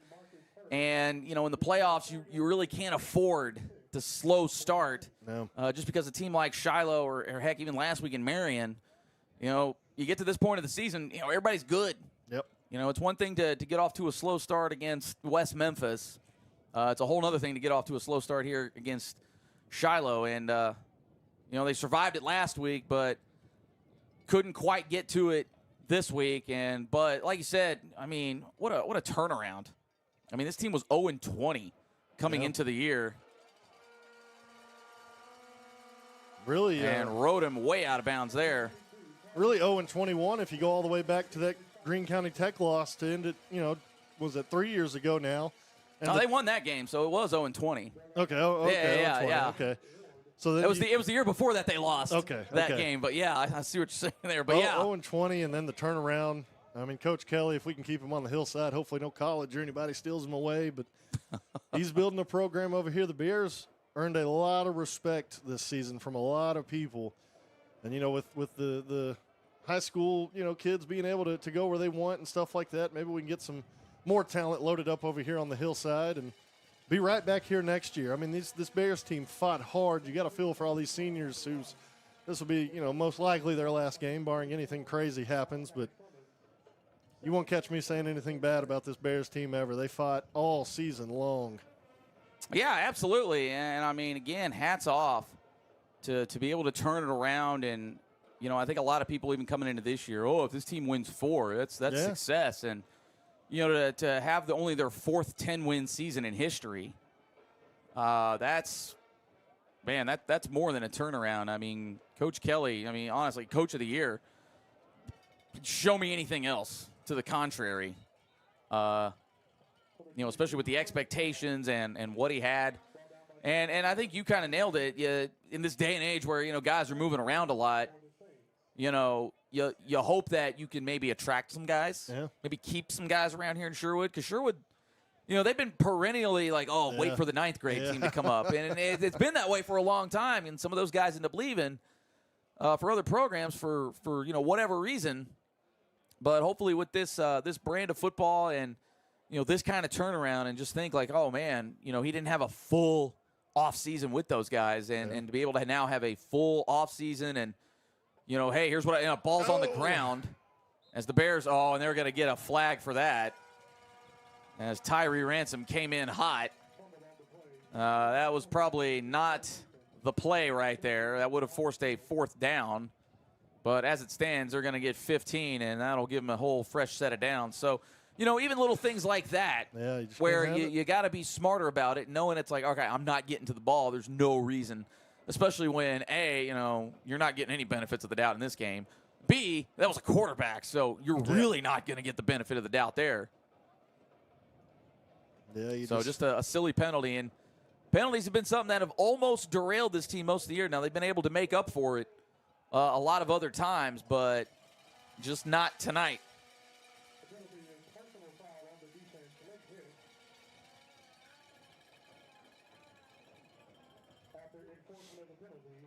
But yeah, like you were saying earlier, though, it seems like the Bears in 7th and 8th grade, the River City Conference Championship, it's almost give it to us. In football and basketball. It's countless times we win it. And then 9th grade's really, really good, and then we get to varsity, and they're like, "Where'd everybody go? Where'd everybody go?" And we got to keep the guys here in Sherwood, and hopefully, Coach Kelly can get in with the youth programs. And that's how they do it out in Texas. You get in with the youth programs, and much like Shiloh, almost too, you build it early and you build the tradition early. That way, when these guys, they go from 7th grade to seniors, they've been in the same system almost. They're used to winning. They know what they're doing. They know how to execute, and that's how you build long dynasties.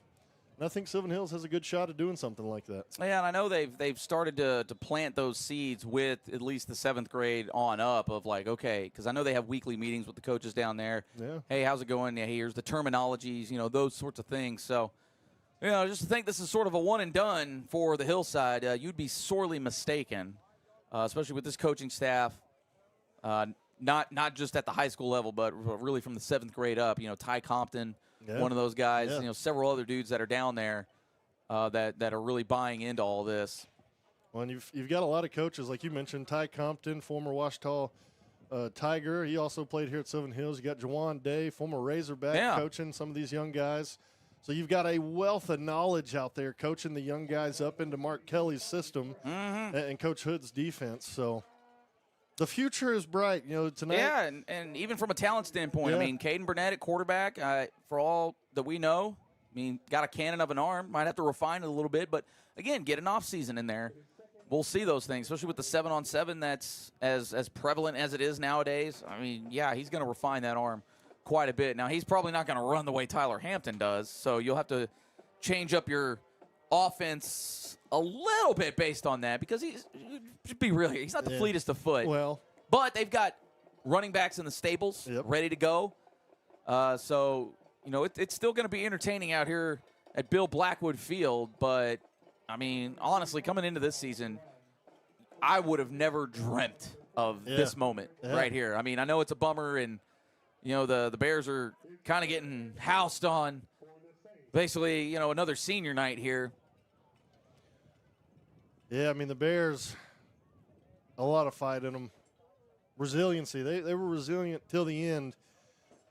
Just couldn't make it. When you get down to the Final Four, it's much like basketball, baseball. Who can make the plays to set you apart? And tonight it was Shiloh. We've seen the Bears all season be that team that have made the plays to set them apart.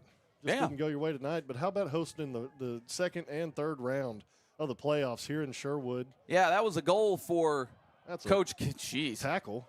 He tackled our guy, and we're still not going to throw a flag even in the end. I love it. Yeah, I mean, love it. Call it till the end, I guess. But, we get these cheap holds over here, but we can't get that one in there even though we like to decline it. But Jaden Noble on the sack there. Heck of a sack. But I think, and you said it a lot last year, and I think you were saying it towards the beginning of this year, the team just had to learn how to win. Yeah. And I think they did a lot of that this year. A lot of these sophomores, we've seen some of these guys get some run. Caden Williamson, one of those guys. Yeah. Mo Phillips, receivers. Yes. Brian Dixon's going to be one of those guys. I mean, these are going to be the guys that really carry the wave next year, and that's just a wealth of experience that they're getting, and especially being put in these environments. The juniors, the sophomores. I mean, this it's huge. huge. This is huge. And again, if you think that they're done, you're out of your mind. Yeah, because, you want to see Burnett start next year, but he's got a ninth grade quarterback coming up that's also very good. That's probably going to fight him for reps. The the eighth grade quarterback, rather, I watched him get some reps in a ninth grade game. He's also very good. A ton of talent coming down the pipeline for Sylvan Hills. You just got to continue battling and continue getting ready. Yeah. So they're like a lot of these guys are going to taste this feeling right here, and this one sucks. Yeah. We'll just call it how we see it. I mean, this feeling sucks. It's a little different than, the 0-10. Yeah. And then you get to 0-20, and it's like we're just used to losing. And now losing sucks. Yeah.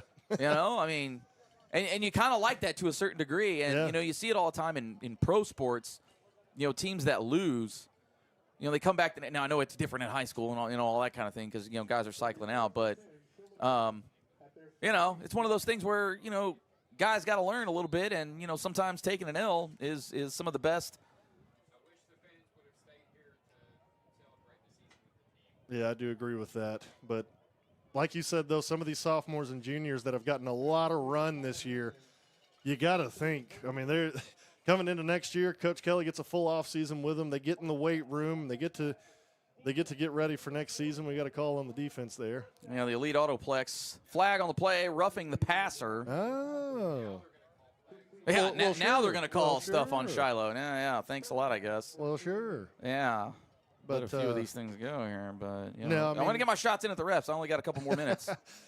But if I'm a senior on this football team, though, I'm going up to every junior and sophomore and saying, hey, we put in the work. You see what it takes.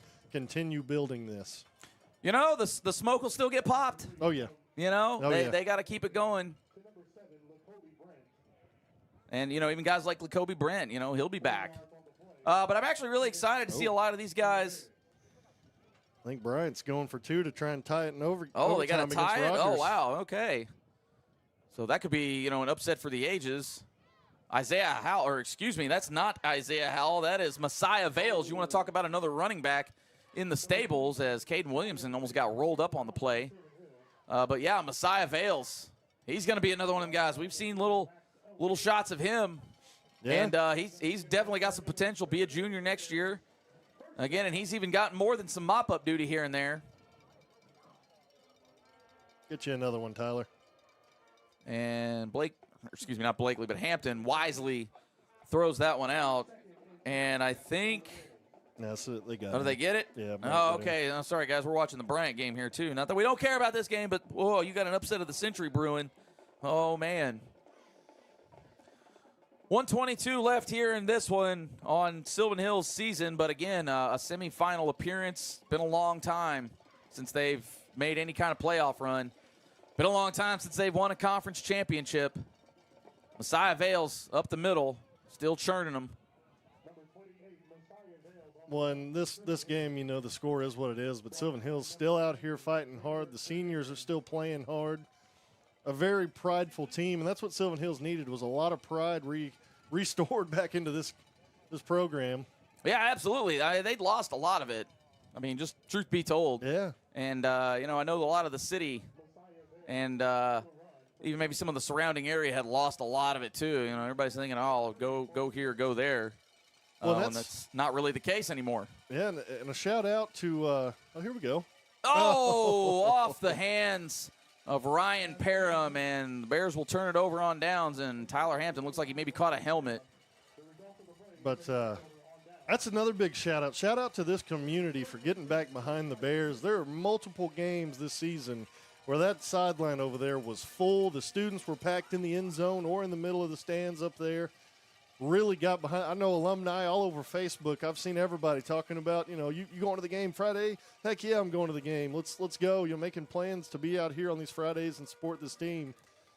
You love to see it. Everybody get your gear, rep the Bears with pride. This team's not going away for years to come, hopefully. And we got hoops coming up. We do have hoops coming up, so get ready for that because, unfortunately, the football season falls one game short of where the Bears wanted to be, as it looks like it's going to be an all-West final here in the 6A classification, as the Bears just didn't quite have an answer for the Shiloh Christian Saints. Final tonight is going to be 52-28. But again, a hell of a turnaround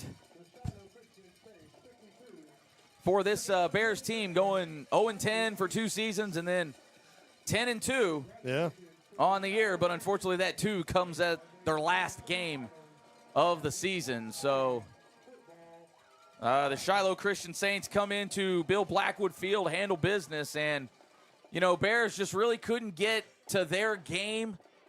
We mentioned the physicality, and it just really wasn't there for large stretches of the game. The big plays, unfortunately for the Bears, they weren't the ones creating the big plays. Yeah. They were giving up the big plays, and really, if you take those out of it, it's a much different game. And if Shiloh Christian is able to just dink and dunk down the field on you, well, you tip your cap on that. But, I think they had about 4 touchdowns of 50-plus yards. And, your secondary, that's going to be one of the big focuses, I imagine, for this team in the offseason is what do we do in the secondary, whether it be something schematic or personnel-wise, who do we put back there that are able to limit those big plays. And I think just the way that they play, they're going to give up their share of them, but, you can't give up 4 touchdowns that are just bombs away and guys are just running free behind you. And I think that's the biggest difference in this game tonight was the big plays. And really, if you look at the score, you think about it, they gave up 4 touchdowns that are, 50, 60-plus yards. That's 28 points-ish. Yeah. You take that off, it's a totally different ballgame. Yeah, I mean, and a lot of credit to Shiloh Christian. Oh, yeah. I mean, 6 in a row, and now 7 in a row going to the state title game. But Sylvan Hills fighting until the end against, like I said earlier, I laid out the teams. You got Shiloh Christian, Greenwood, Benton. Okay, the 3 big guys, they're usually there. They're usually good. Then you got this Sylvan Hills Bears team out of Sherwood, Arkansas, fighting hard, make it to the semifinals, the Final Four. They host it right here in Sherwood. Unfortunately, you get to see Shiloh Christian celebrate, but you host it right here in Sherwood. You got a great coach, a great community around you. Continue to build on that. It's gonna hurt for the seniors. Me and you both played here. We know what it's like to put that uniform on for the last time. Yeah. It's not a fun feeling. Oh, it stinks, man. But, you feel for these guys right now. Got me loud here, Will. Dang, bro. Trying to wrap us up. Dang, dog. We got a wax poetically program here. We got to wax poetically here. So I guess that's the signal, though. Will's cutting us off here early since he's allowed us to wax poetically enough here. But again, a 52-28 final as the Bears season comes to an end. 10-2 on the season, and you got to imagine that a lot of these juniors and sophomores are looking across the field now to what they see across the way. And I'm sure that'll be etched into their memories as, boy, that sucks. So, again, heck of a year, heck of a turnaround year. And I guess that's all we're going to have for you tonight. We certainly appreciate everybody who's been with us all year long. We certainly appreciate you guys popping the smoke with us. And, again, make sure you stick around with us as we get you set for basketball season. It's just around the corner. We'll start broadcasting those with Little Rock Christian. That's on the road, I believe. Yeah, on the road at Little Rock Christian. That'll be a December 12th affair. And we'll be conference games from there. We'll take you all the way through the playoffs. So hopefully the Bears can make another run on the hardwood as well. But again, final here tonight, 52-28. The Bears fall in the 6A semifinals to the Shiloh Christian Saints, who are making their 7th consecutive appearance in the state title game, regardless of what classification it is. So congratulations to the Saints. They are marching on, and we are marching out of here tonight. Again, for the entire cast and crew here, Chris Goodman, Trip Keeter, we certainly appreciate him coming over from the Mills Sports Network. I'm Jay Burr. We will see you once again. Make sure to join us December 12th as we get you set for the hardwood season. Good night.